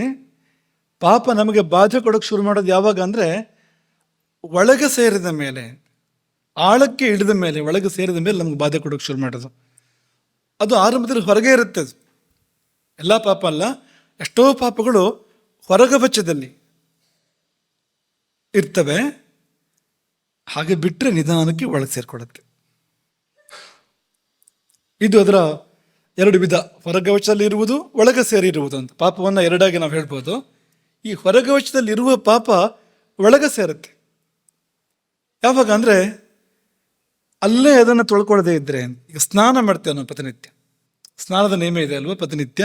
ಸ್ನಾನ ಯಾಕೆ ಮಾಡಬೇಕು ಅಂದರೆ, ಹಿಂದೆ ನಿಮಗೆ ಇದನ್ನು ಹೇಳಿತ್ತು ಕರ್ಮದ ಪ್ರವಚನದಲ್ಲಿ ಅಥವಾ ಜೀವ್ಯಾನದಲ್ಲಿ ಎಲ್ಲ ಒಂದು ಕಡೆ ನಿಮಗೆ ಇದನ್ನು ಹೇಳಿದ್ದು ಅಂತ ನೆನಪು ನಮಗೆ. ಸ್ನಾನ ಕೇವಲ ಹೊರಗಿನ ಕುಡಿಯನ್ನು ತೊಳೆಯುವ ಸಲುವಾಗಿ ಅಲ್ಲ ಅಂತ. ಈ ಮೇಲಿಂದ ಕೆಳಗೆ ಇಳಿದು ಬರುವ ನೀರು ಪಾಪವನ್ನು ಕೂಡ ತೊಳ್ಕೊಂಡು ಹೋಗುತ್ತೆ. ನೀರಿಗೆ ಆ ಶಕ್ತಿ ಇದೆ. ಪಂಚಭೂತಗಳಲ್ಲಿ ಒಂದು ಅದು. ಪಂಚಭೂತಗಳೆಲ್ಲವೂ ಕೂಡ ಪಾಪ ಪರಿಹಾರ ಮಾಡ್ತವೆ. ಅದರಲ್ಲಿ ನೀರು ಕೂಡ ವಿಶೇಷವಾಗಿ ಪಾಪ ಪರಿಹಾರ ಮಾಡುವ ಯೋಗ್ಯತೆ ಉಳ್ಳದ್ದು. ನಾವು ಸ್ನಾನ ಮಾಡುವಾಗ ಅದರಲ್ಲಿಯೂ ಉಕ್ತ ಕ್ರಮದಲ್ಲಿ ಸ್ನಾನ ಮಾಡುವಾಗ, ನೀವು ಗಂಗಾ ಸ್ನಾನ ಮಾಡಿದರೆ ಅಥವಾ ಯಾವುದು ಜಲಪಾತದ ಕೆಳಗೆ ನೀವು ಸ್ನಾನ ಮಾಡ್ತಾ ಇದ್ರೆ ಅಥವಾ ತಣ್ಣೀರು ಸ್ನಾನ ಮಾಡ್ತಾ ಇದ್ರೆ, ಹೇಳಿದ ಕ್ರಮದಲ್ಲಿ ಸ್ನಾನ ಮಾಡ್ತಾ ಇದ್ರೆ, ಹೀಗೆ ಸ್ನಾನ ಮಾಡ್ತಾ ಇದ್ದಾಗ ಮೇಲೆ ಯಾವ ನೀರಾದರೂ ಕೂಡ ತೊಳ್ಕೊಂಡು ಹೋಗುತ್ತೆ ಪಾಪವನ್ನು. ಸರಿಯಾಗಿ ಮಾಡಿದಾಗ ಜಾಸ್ತಿ ಪಾಪವನ್ನು ತೊಳ್ಕೊಂಡು ಹೋಗುತ್ತೆ. ಹೀಗೆ ಹೊರಗಿಂದ ಹೊರಗೆ ನಮ್ಮ ಪಾಪವನ್ನು, ಹೊರಗಿರ್ತಕ್ಕಂಥ ಹೊರಗವಚದ ಪಾಪಗಳನ್ನು ತೊಳೆಯುವಂಥ ಒಂದು ಮಾಧ್ಯಮ ಸ್ನಾನ. ಹಾಗಾಗಿ ಮುಂದೆ ಹೋದಾಗ ಸ್ನಾನ ಜಾಸ್ತಿ ಹೇಳಿದ್ದಾರೆ. ಹೆಚ್ಚೆಚ್ಚು ಶುದ್ಧವಾಗಿರಬೇಕು ಅಂದರೆ ಹೆಚ್ಚೆಚ್ಚು ಸ್ನಾನ ಮಾಡಬೇಕು ಅಂತ. ಬ್ರಹ್ಮಚಾರಿಗೆ 1 ಸ್ನಾನ, ಗೃಹಸ್ಥನಿಗೆ 2 ಸ್ನಾನ, ಸನ್ಯಾಸಿಗಳಿಗೆ 3 ಸ್ನಾನ. ಹೆಚ್ಚೆಚ್ಚು ಯಾರು ಶುದ್ಧವಾಗಿರಬೇಕೋ ಅವರು ಹೆಚ್ಚೆಚ್ಚು ಸ್ನಾನಗಳನ್ನು ಮಾಡಬೇಕು ಅನ್ನೋ ನಿಯಮ. ಪಂಚಕಾಲ ಸ್ನಾನ ಅಥವಾ ಏನಾದ್ರು ಒಂದು ದೋಷ ಕಂಡು ಬಂತು ಒಂದು ಸ್ನಾನ ಮಾಡು ಕೂಡಲೇ ಅಂತ. ಸ್ನಾನ ಮಾಡೋದು ಯಾಕೆ ಅಂದರೆ, ನಾನು ಸ್ವಚ್ಛವಾಗಿದ್ದೇನಲ್ಲ ಅಂದರೆ ಅದಲ್ಲ, ಕಾಣದೇ ಇರುವ ಕೊಳೆ ಇದೆಯಲ್ಲ ಪಾಪ ಅನ್ನೋದು, ಅದು ತೊಳೆದು ಹೋಗಬೇಕು. ಅದು ಆ ಕಾರಣಕ್ಕೆ ಒಂದು ಸತ್ತ ಸುದ್ದಿ ಬಂತು ಅಂದರೆ ಸ್ನಾನ ತುಂಬ ದೊಡ್ಡ ಮಾಧ್ಯಮ ಪಾಪ ತೊಳೆಯೋದಕ್ಕೆ ಸ್ನಾನ ಅನ್ನೋದು. ಯಾಕೆಂದರೆ ಪಂಚಭೂತಗಳಲ್ಲೊಂದು ನೀರು, ಅದು ತಾಯಿ ಕೆಲಸ ಮಾಡುತ್ತೆ. ಅದು ನಮ್ಮ ಪಾಪಗಳನ್ನು ದೂರ ಮಾಡುತ್ತೆ. ಇಂಥದ್ದನ್ನೆಲ್ಲ ಆಗಿಂದಾಗ ತೊಳ್ಕೊಳ್ಳದೇ ಇದ್ರೆ ಅಂತ. ಅಥವಾ ಉದಾಹರಣೆಗೆ ಹೇಳೋದಾದರೆ, ಈಗ ಎಲ್ಲ ಹೊರಗೆ ಹೋಗಿ ಮನೆಗೆ ಬರ್ತೇವೆ. ಹಳೆ ಕಾಲದ ಕ್ರಮ ಕಾಲು ತೊಳ್ಕೊಂಡು ಮನೆ ಒಳಗಡೆ ಬರಬೇಕು ಅಂತ. ಅದನ್ನು ಮಾಡೋದಿಲ್ಲ. ಸೀದಾ ಒಳಗಡೆ ಬರ್ತೇವೆ. ಧೂಳು ಒಳಗೆ ಬಂತು. ಆ ಒಳಗೆ ಬಂದ ಧೂಳು ಅದು ಹಾಗೆ ಉಳ್ಕೊಂಡ್ರೆ ಮನೆಯಲ್ಲಿ, ಅದು ಸಮಯ ಕಳೆದಂತೆ, ಅಥವಾ ಮನೆಯಲ್ಲಿ ಉಳ್ಕೊಂಡ್ರೆ ಸಮಯ ಕಳೆದಂತೆ ರಜೋಗುಣ. ಅದು ಧೂಳಿಗೆ ಸಂಸ್ಕೃತ ಪದ ರಜಸ್ ಅಂತ. ಅದು ರಜೋಗುಣವೇ ಅದು. ಆ ಕಾರಣಕ್ಕೋಸ್ಕರ ರಜಸ್ಸನ್ನು ಶಬ್ದದಿಂದ ಕರಿತಾ ಇರ್ತಕ್ಕಂಥದ್ದು. ಅದು ಚಿತ್ತ ಚಾಂಚಲ್ಯ ಉಂಟು ಮಾಡುವಂಥದ್ದು, ನಮ್ಮನ್ನು ವಿಚಲಿತಗೊಳಿಸುವಂಥದ್ದು. ಹಾಗಾಗಿ ಅದು ಬಿಟ್ಟರೆ ಅದು ಒಳಗೆ ಸೇರ್ತಾ ಹೋಗುತ್ತೆ. ಈಗ ಮಣ್ಣೆಲ್ಲರೂ ಧೂಳಿದ್ರೆ ನೀವು ಮೊದಲನೇ ದಿನ ಗುಡಿಸಿದ್ರೆ ಹೋಗುತ್ತೆ, ಅದು ಬಿಟ್ಟರೆ ಅಂಟ್ಕೊಳ್ಳುತ್ತೆ ಅಲ್ಲೇ ಅದು. ಹಾಗೆ ಅಂತ ಯಾರಿಗೊಬ್ಬನಿಗೆ ನಾವು ನೋವಾಗ್ತಾರ ಮಾತಾಡೋದು ಅಂತ ಅಂದ್ಕೊಳ್ಳಿ. ನೀವು ಒಬ್ಬನ ನೋಯಿಸೋದು ಮಾತಿಂದ. ಆಗಿಂದಾಗ ತೊಳ್ಕೊಳ್ಬೇಕದನ್ನ. ಹೇಗೆ ಅಂದರೆ, ಕ್ಷಮೆ ಕೇಳಬೇಕು, ಅವನಿಗೆ ಸಮಾಧಾನ ಮಾಡಬೇಕು. ನಮ್ಮ ತಪ್ಪಿದ್ದಾಗ ಅವನಿಗೆ ಹೇಳಬೇಕಾದಂತೆ ಹೇಳಿ ಕ್ಷಮೆ ಕೇಳಿದ ಅಂತ ಅಲ್ಲಿ ತೊಳ್ಕೊಂಡು ಅವನಿಗೆ ನೋವು ಹೋಯ್ತು ಅಂದರೆ ಅಲ್ಲಿಗೆ ಮುಗೀತು ಅಂತ ಅರ್ಥ. ಅದು ಬಿಟ್ಟರೆ ಅವನಿಗೆ ನೆನಪಾದಾಗೆಲ್ಲ ನೋವಾಗ್ತಾ ಇರುತ್ತೆ. ನೋವಾದಾಗೆಲ್ಲ ನಮಗೆ ಪಾಪ ಬರ್ತಾ ಇರುತ್ತೆ.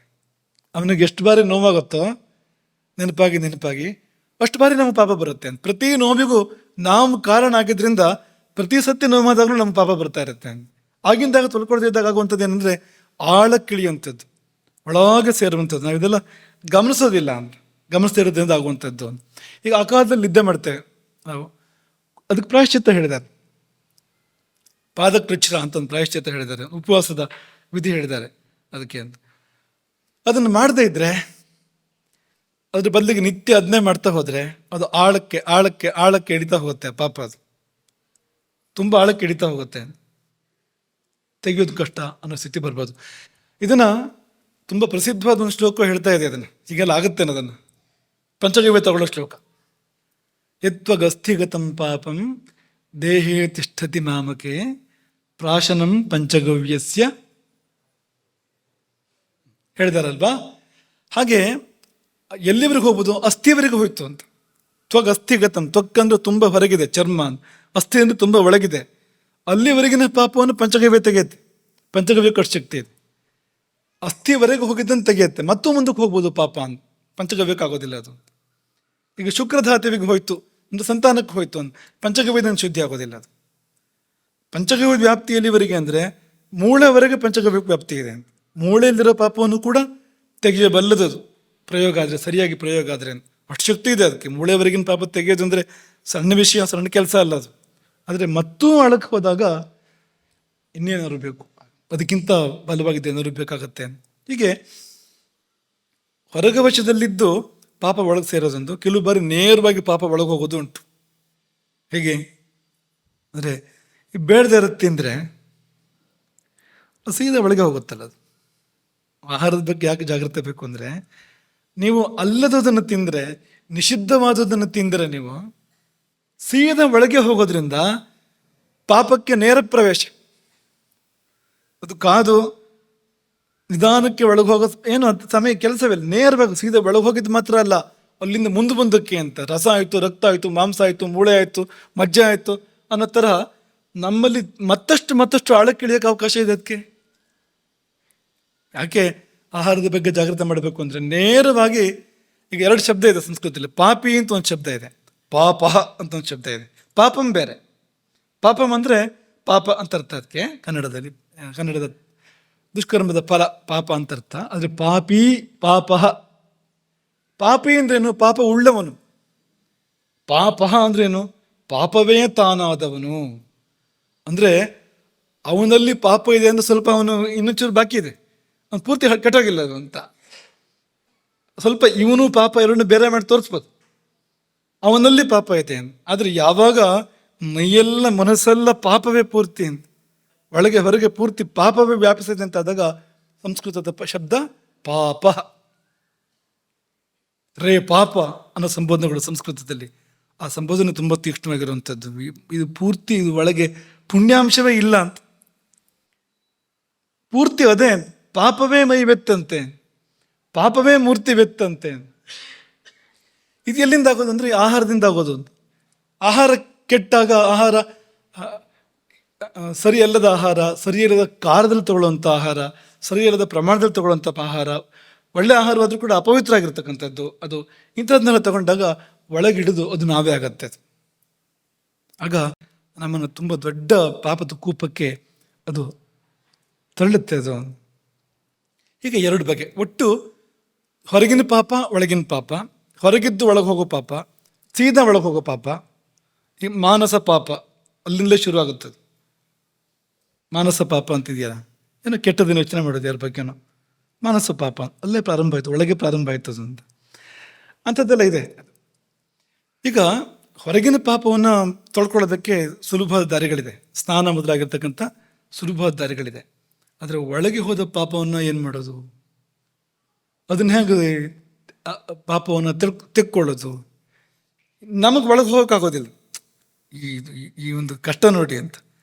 ನಮ್ಮದೇ ಶರೀರ, ಆದರೆ ನಮಗೆ ಒಳಗೆ ಹೋಗೋಕ್ಕಾಗೋದಿಲ್ವಲ್ಲ, ಆಗತ್ತಾ? ನಮ್ಮೊಳಗೆ ನಾವೇ ಹೋಗೋಕ್ಕಾಗತ್ತಾ? ಯೋಗಿ ಹೋಗ್ತಾನೆ, ಯೋಗಿ ಅಂತರ್ಮಾರ್ಗದಲ್ಲಿ, ಸುಷುಮ್ನಾ ಮಾರ್ಗದಲ್ಲಿಯೋ ಅಥವಾ ಒಳಗಿನ ಮಾರ್ಗಗಳಲ್ಲಿ ಪ್ರಯಾಣ ಮಾಡ್ತಾನೆ. ಅಂತರ್ಯಾತ್ರೆ ಅದೊಂದಿದೆ. ಅದನ್ನು ಹೊರತುಪಡಿಸಿದ್ರೆ ಮನುಷ್ಯ ತನ್ನೊಳಗೆ ತಾನು ಹೋಗೋಕ್ಕಾಗೋದಿಲ್ಲ. ಹೋಗದೇನೆ ಪಾಪನ ಪರಿಹಾರ ಮಾಡ್ಕೊಳ್ಳೋದು ಹೇಗೆ? ಒಳಗಿದೆಯಲ್ಲ ಅದು ಅಂತಂದರೆ, ಯಾವುದು ಒಳಗೆ ಹೋಗುತ್ತೋ ಅದರ ಮೂಲಕ ಪರಿಹಾರ ಮಾಡೋ. ಯಾವುದು ಒಳಗೆ ಹೋಗುತ್ತೆ ಅಂದರೆ 2 ಸಂಗತಿಗಳು ನೀವು ಸುಲಭವಾಗಿ ಗೊತ್ತಾಗತ್ತಾರೆ ಹೇಳ್ಬೋದು. ಒಂದು ಆಹಾರ, ಅದು ಒಳಗೆ ಹೋಗುತ್ತೆ ನೋಡಿ, ಅದು ಅದರ ಮೂಲಕ ಪಾಪ ತೆಗಿಯೋಕ್ಕೆ ಸಾಧ್ಯ ಇದೆ, ಪಾಪ ಚಿಕಿತ್ಸೆ ಮಾಡೋಕ್ಕೆ ಸಾಧ್ಯ ಇದೆ ಅದರ ಮೂಲಕ ಅಂತ. ಅದೊಂದು. ಇನ್ನೊಂದು ಶ್ವಾಸ ಒಳಗೆ ಹೋಗುತ್ತೆ ಅಲ್ವಾ? ಒಳಗೆ ಹೋಗುತ್ತೆ ಹೊರಗೆ ಬರುತ್ತೆ, ಒಳಗೆ ಹೋಗುತ್ತೆ ಹೊರಗೆ ಬರುತ್ತೆ ಶ್ವಾಸ. ಅದ್ರ ಒಳಗೆ ಹೋಗ್ತಾ ಇರುತ್ತೆ ಅಲ್ವಾ? ಶ್ವಾಸದ ಮೂಲಕನೂ ತೆಗಿಬೋದು. ಅದಕ್ಕೇನು ಹೆಸರು? ಪ್ರಾಣಾಯಾಮ ಅಂತ ಹೆಸರು ಅದಕ್ಕೆ. ಪ್ರಾಣಾಯಾಮ ಪಾಪ ಪರಿಹಾರಕ್ಕೆ. ಈಗ ಉದಾಹರಣೆಗೆ ಸನ್ಯಾಸಿಗಳಿಗೆ ಏನಾದ್ರು ಒಂದು ಹೆಚ್ಚು ಕಡಿಮೆ ಆಯಿತು ಅಂದರೆ ಇಂತಿಷ್ಟು ಪ್ರಾಣಾಯಾಮ ಮಾಡು ಅಂತ ಹೇಳ್ತಾರೆ. 300 ಪ್ರಾಣಾಯಾಮ ಮಾಡು, 15 ಪ್ರಾಣಾಯಾಮ ಮಾಡು, 24 ಪ್ರಾಣಾಯಾಮ ಮಾಡು. ಅಂದರೆ ಪ್ರಾಣಾಯಾಮ ಅದಕ್ಕೆ ಆ ಶಕ್ತಿ ಇದೆ. ಏನಾದರೂ ವ್ಯತ್ಯಾಸ ಆದರೆ ಅದನ್ನು ಸರಿಪಡಿಸುತ್ತೆ, ಪಾಪವನ್ನು ಪರಿಹಾರ ಮಾಡುತ್ತೆ. ಆ ಶಕ್ತಿ ಇದೆ ಪ್ರಾಣಾಯಾಮಕ್ಕೆ. ಅದೇ ತರಹ ಇನ್ನೊಂದು ಆಹಾರ. ಪ್ರಾಣಾಯಾಮ ಎಲ್ಲರಿಗೂ ಮಾಡೋಕ್ಕೆ ಸಾಧ್ಯ ಇಲ್ಲ, ಯಾಕೆಂದರೆ ಅದೊಂದು ವಿದ್ಯೆ. ಆ ವಿದ್ಯೆಯಲ್ಲಿ ನಾವು ಪರಿಣತಿ ಪಡಿಬೇಕು ಅಂದರೆ ತುಂಬ ಕೆಲಸ ಇದೆ, ಮತ್ತು ಎಲ್ಲರೂ ಮಾಡಬಾರ್ದು ಅದನ್ನು. ಪ್ರಾಣಾಯಾಮಕ್ಕೆ ಯಾರು ಅಧಿಕಾರಿಗಳಲ್ಲ ಅಂತ ಹೇಳಿದ್ದಾರೆ. ಮಾಡಬಾರ್ದು ಅಂದರೆ ತೊಂದರೆ ಆಗುತ್ತೆ ಅವರಿಗೆ ಹಾದಿ ಹಿಡಿಸೋದಿಲ್ಲ, ಹೊಂದೋದಿಲ್ಲ ಅಂತ ವಿಭಾಗ ಮಾಡಿ ಇಂಥ ಒಂದು ವರ್ಗ ಪ್ರಾಣಾಯಾಮ ಮಾಡೋದು ಬೇಡ ಅಂತ ಶಾಸ್ತ್ರ ಹೇಳುತ್ತೆ. ಯಾಕೆಂದರೆ ಅವ್ರಿಗೆ ತೊಂದರೆ ಆಗುತ್ತೆ, ಅದು ಅವ್ರಿಗೆ ಅನುಕೂಲ ಆಗೋದಿಲ್ಲ. ಅವ್ರು ಬೇಕಾದ್ರೆ ಶ್ವಾಸದ ವ್ಯಾಯಾಮ ಥರ ಮಾಡ್ಬೋದು, ಬ್ರೀದಿಂಗ್ ಎಕ್ಸಸೈಸ್ ಅಂತ ಹೇಳ್ತಾರಲ್ಲ ಅಂಥದ್ದನ್ನ ಮಾಡ್ತಾರೆ. ಪ್ರಾಣಾಯಾಮ ಅಂತಲೇ ಮಾಡಿದರೆ, ಪ್ರಾಣಾಯಾಮ ಹೇಗೆ ಮಾಡಬೇಕು ಹಾಗೆ ಮಾಡಿದರೆ ಒಳ್ಳೆಯದಾಗೋದ್ರ ಬದಲಿಗೆ ತೊಂದರೆ ಆಗುತ್ತೆ ಅವರಿಗೆ. ಹಾಗಾಗಿ ಎಲ್ಲರೂ ಮಾಡೋಕ್ಕೆ ಸಾಧ್ಯ ಇಲ್ಲ ಪ್ರಾಣಾಯಾಮವನ್ನು, ಎಲ್ರಿಗೂ ಒಲಿದು ಬರೋದಿಲ್ಲ. ಅದು ಏನು ಮಾಡೋದು ಅಂದರೆ ಇದರ ಮೂಲಕ ಪರಿಹಾರ ಮಾಡಿಕೊಳ್ಳಿ. ಆಹಾರ ಎಲ್ಲರೂ ಬಳಸುವಂಥದ್ದು, ಎಲ್ಲ ಜನ, ಜಾತಿ, ವರ್ಗ, ವಯಸ್ಸು, ಲಿಂಗ, ಪಾಪಿ, ಪುಣ್ಯಾತ್ಮ ಎಲ್ಲರೂ ಬಳಸುವಂಥದ್ದು ಆಹಾರ ಇದು. ಇದರ ಮೂಲಕವಾಗಿ ನೀವು ಅದನ್ನು ಸರಿ ಮಾಡ್ಕೊಳ್ಳೋಕ್ಕೆ ಸಾಧ್ಯ ಇದೆ, ಸರ್ವರಿಗೂ ಲಭ್ಯವಾಗುವ ಸಾಧನ ಎಂಬುದಾಗಿ ಅದನ್ನು ಎತ್ತಿ ಹೇಳಿದರು. ಹಾಗಾಗಿ ಯೋಗಶಾಸ್ತ್ರ ಈ ಒಂದು ದಾರಿಯನ್ನು ಕೊಡ್ತು. ಯಾವ ದಾರಿಯನ್ನು? ಭೋಜನವೇ ತಪಸ್ಸಾಗುವ ದಾರಿಯನ್ನು ಕೊಡ್ತು. ಅದು ಹೇಗೆ ಅಂದರೆ ಹಿತ ಮಿತ ಮೇಧ್ಯಾಸನಂ ತಪಃ. ಹಿತ ಮಿತ ಮೇಧ್ಯಾಸನ. ಅಶನ ಅಂತಂದರೆ ಆಹಾರ ಅಂತ ಅರ್ಥ. ಅದಕ್ಕೆ ಆಹಾರವು ಹಿತ ಮಿತ ಮೇಧ್ಯ ಆಗಬೇಕು. ಏನಪ್ಪ ಅದನ್ನು ಸಂಕ್ಷೇಪ ನೋಡೋಣ. ಮೊದಲು ಏನು ಮಾಡುತ್ತೆ ನೋಡೋಣ. ಹಿತ ಮಿತ ಆದಾಗ ಆಹಾರ ಹೊಸ ಪಾಪ ಬಂದು ಸೇರಿದಿರಂತ ನೋಡ್ಕೊಡುತ್ತೆ. ಅದು ಇಲ್ಲೇ ಇದ್ರೆ ಅದೇ ಕೆಲಸ ಆಗತ್ತಲ್ಲ. ನೀವು ಈ ಕಡೆಯಿಂದ ಪಾಪ ಪರಿಹಾರ ಮಾಡ್ತಿರೋದು, ಆ ಕಡೆಯಿಂದ ಬಂದು ಸೇರ್ತಾ ಇರೋದು, ಮುಕ್ತಾಯವೇ ಇಲ್ಲ ಅದಕ್ಕೆ. ಹಾಗಾಗಿ ನೀವು ನಿಷ್ಪಾಪರಾಗಬೇಕು ಅಂತಂದರೆ ಮೊದಲು ಅದು ಬರೋ ದಾರಿಯನ್ನು ಕಟ್ಟಬೇಕು. ಎಲ್ಲಿಂದ ಬರ್ತಾ ಇದೆ ಪಾಪ ಅದನ್ನು ತಡಿಬೇಕು. ಆಹಾರದ ಮೂಲಕವಾಗಿ ಪ್ರಧಾನವಾಗಿ ಪಾಪ ಬಂದು ಸೇರ್ತಾ ಇರುವಂಥದ್ದು. ಪಾಪದ ದಾರಿಗಳಲ್ಲಿ ತುಂಬ ಮುಖ್ಯವಾದ ಯಾವುದು ಅಂದರೆ ಆಹಾರವೇ ಅಂತ. ಅದ್ರ ಮೂಲಕವೇ ಬರ್ತಾ ಇದೆ ಅದು. ಇನ್ನೂ ಬೇರೆ ಬೇರೆ ಇದೆ, ಆಹಾರ ಪ್ರಧಾನವಾಗಿರುವಂಥದ್ದು. ಹಾಗಾಗಿ ಹೊರಗಿನಿಂದ ಒಳಗೆ ಪಾಪ ಬರದಂತೆ ಈ ಹಿತಮಿತ ಆಹಾರ ತಡೆಗಟ್ಬಿಡುತ್ತೆ. ಅಂದರೆ ತಗೊಳ್ಬೇಕಾದನ್ನು ತಗೊಂಡ್ರೆ, ತಗೊಳ್ಳೋ ಪ್ರಮಾಣದಲ್ಲಿ ತಗೊಂಡ್ರೆ ಅಲ್ಲಿಗೆ ಒಂದು ಹಂತ ಸಮಸ್ಯೆ ಪರಿಹಾರ. ಇದೇನಂತ ನೋಡೋಣ ಮುಂದಕ್ಕೆ. ಮೇಧ್ಯವಾದ ಆಹಾರ, ಮೂರನೇದು ಇದೆಯಲ್ಲ ಮೇಧ್ಯ ಅಂತ, ಅದು ಒಳಗಿರೋದನ್ನು ಪರಿಹಾರ ಮಾಡುತ್ತೆ. ಮೇಧ್ಯವಾದ ಆಹಾರ ಹಳೆಯ, ಈಗಾಗಲೇ ಬಂದು ಸೇರಿರುವ, ಬೀಡು ಬಿಟ್ಟಿರುವ, ಬೇರು ಬಿಟ್ಟಿರುವ, ಆಳಕ್ಕೆ ಹೋಗಿರುವ ಪಾಪಗಳನ್ನು ಪರಿಹಾರ ಮಾಡಬಲ್ಲದು, ಮಾಡೋ ಶಕ್ತಿ ಇದೆ ಅದಕ್ಕೆ. ಹೀಗೆ ಒಂದನೇದು ಹಿತಮಿತ ಆಹಾರಗಳು ಹೊಸ ಪಾಪ ಒಳಗೆ ಬರದಿರುವಂತೆ ನೋಡ್ಕೊಳ್ಳುವಂಥದ್ದು ಆಹಾರದ ಮೂಲಕವಾಗಿ. ಎರಡನೇದು ಮೇಧ್ಯ ಅನ್ನೋದು ಇರೋ ಪಾಪವನ್ನು, ಒಳಗಿರೋ ಪಾಪವನ್ನು ಪರಿಹಾರ ಮಾಡುವಂಥದ್ದು. ಮೂರನೇದು ಅಗ್ನಿ ಜಾಗರಣ. ಮೂರು ರೀತಿಯಲ್ಲಿ ಸದಾಹಾರ ಕೆಲಸ ಮಾಡುತ್ತೆ. ಸರಿಯಾದ ಆಹಾರ ಕ್ರಮ ಮೂರು ಥರದಲ್ಲಿ ಕೆಲಸ ಮಾಡುತ್ತೆ. ಮೂರನೇದೇನು ಅಂದರೆ ಅಗ್ನಿ ಜಾಗರಣ. ಈಗ ಒಳಗೆ ಅಗ್ನಿ ಇದೆ ಅಂತ ನಾವು ಇವಾಗಲೇ ಮಾತಾಡೋದು ಅಲ್ವಾ. ನಾಭಿಸ್ಥಾನದಲ್ಲಿ, ನಾಭಿಯ ಪರಿಸರದಲ್ಲಿ ಅಗ್ನಿ ಇದೆ. ಅದನ್ನು ಕೋಷ್ಠಾಗ್ನಿ ಅಂತ ಕರೀತಾರೆ, ವೈಶ್ವಾನರ ಅಂತ ಕರೀತಾರೆ, ಜಾಠರಾಗ್ನಿ ಅಂತ ಕರೀತಾರೆ, ಹೀಗೆಲ್ಲ ಕರೀತಾರೆ. ಅದು ಆ ಅಗ್ನಿ, ಅದೊಂದು ಶಕ್ತಿ. ಅದು ಬೆಂಕಿ ಉರಿತಾ ಇದೆ ಅನ್ನೋ ಥರ ತಿಳ್ಕೊಬೇಡಿ. ಮತ್ತು ಯಾಕೆ ಜಠರ ಎಲ್ಲ ಸುಟ್ಟೋಗಿಲ್ಲ ಅಂತ ಆ ಥರ ತಗೋಬೇಡಿ. ಅದನ್ನು ಆ ತರಹ ಅಲ್ಲ, ಶಕ್ತಿ ಅದೊಂದು. ಅದು ಪಿತ್ತವಾಗಿ ಕೆಲಸ ಮಾಡುತ್ತೆ.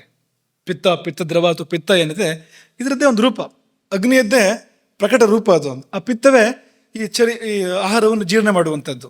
ಅದರದ್ದೇ ಅಂಶಗಳು ಬೆಲ್ಲವೂ ಕೂಡ. ಹೀಗಾಗಿ ಈ ಅಗ್ನಿ ಅದು ಎದ್ದರೆ ಅಗ್ನಿ ಎಲ್ಲ ಸಮಸ್ಯೆಯನ್ನು ಪರಿಹಾರ ಮಾಡುತ್ತೆ. ಈ ಪೆಟ್ಟಿಗೆ ಒಳಗೆ ಏನೇನು ಸಮಸ್ಯೆ ಇದೆಯೋ ಅದು ಇದು ಅಂತಿಲ್ಲ, ಎಲ್ಲವನ್ನೂ ಪರಿಹಾರ ಮಾಡುತ್ತೆ. ಯಾಕೆ ಆಹಾರದ ಬಗ್ಗೆ ಎಷ್ಟು ಮುನ್ನೆಚ್ಚರಿಕೆ ಹೇಳ್ತಾರೆ ಅಂದರೆ, ಅದು ಒಂದು ಸರಿಯಾದರೆ, ಈ ಅಗ್ನಿ ಒಂದು ಸರಿಯಾದರೆ ಎಲ್ಲ ಸಮಸ್ಯೆಗೂ ಪರಿಹಾರ. ಏಕಮೂಲಿಕಾ ಪ್ರಯೋಗ ಅದು, ಎಲ್ಲ ಸಮಸ್ಯೆಗೂ ಪರಿಹಾರ ಅದು. ರೋಗವೂ ಪರಿಹಾರ, ಪಾಪವೂ ಪರಿಹಾರ. ಧಾತುಗಳನ್ನು ವ್ಯಾಪಿಸಿ ಅಗ್ನಿ ಅಲ್ಲಿರುವ ದೋಷಗಳನ್ನ ಸುಟ್ಟು ರೋಗ ಬರದಂತೆ ಮಾಡುತ್ತೆ, ಅಥವಾ ಇರುವ ರೋಗವನ್ನು ಪರಿಹಾರ ಮಾಡುತ್ತೆ.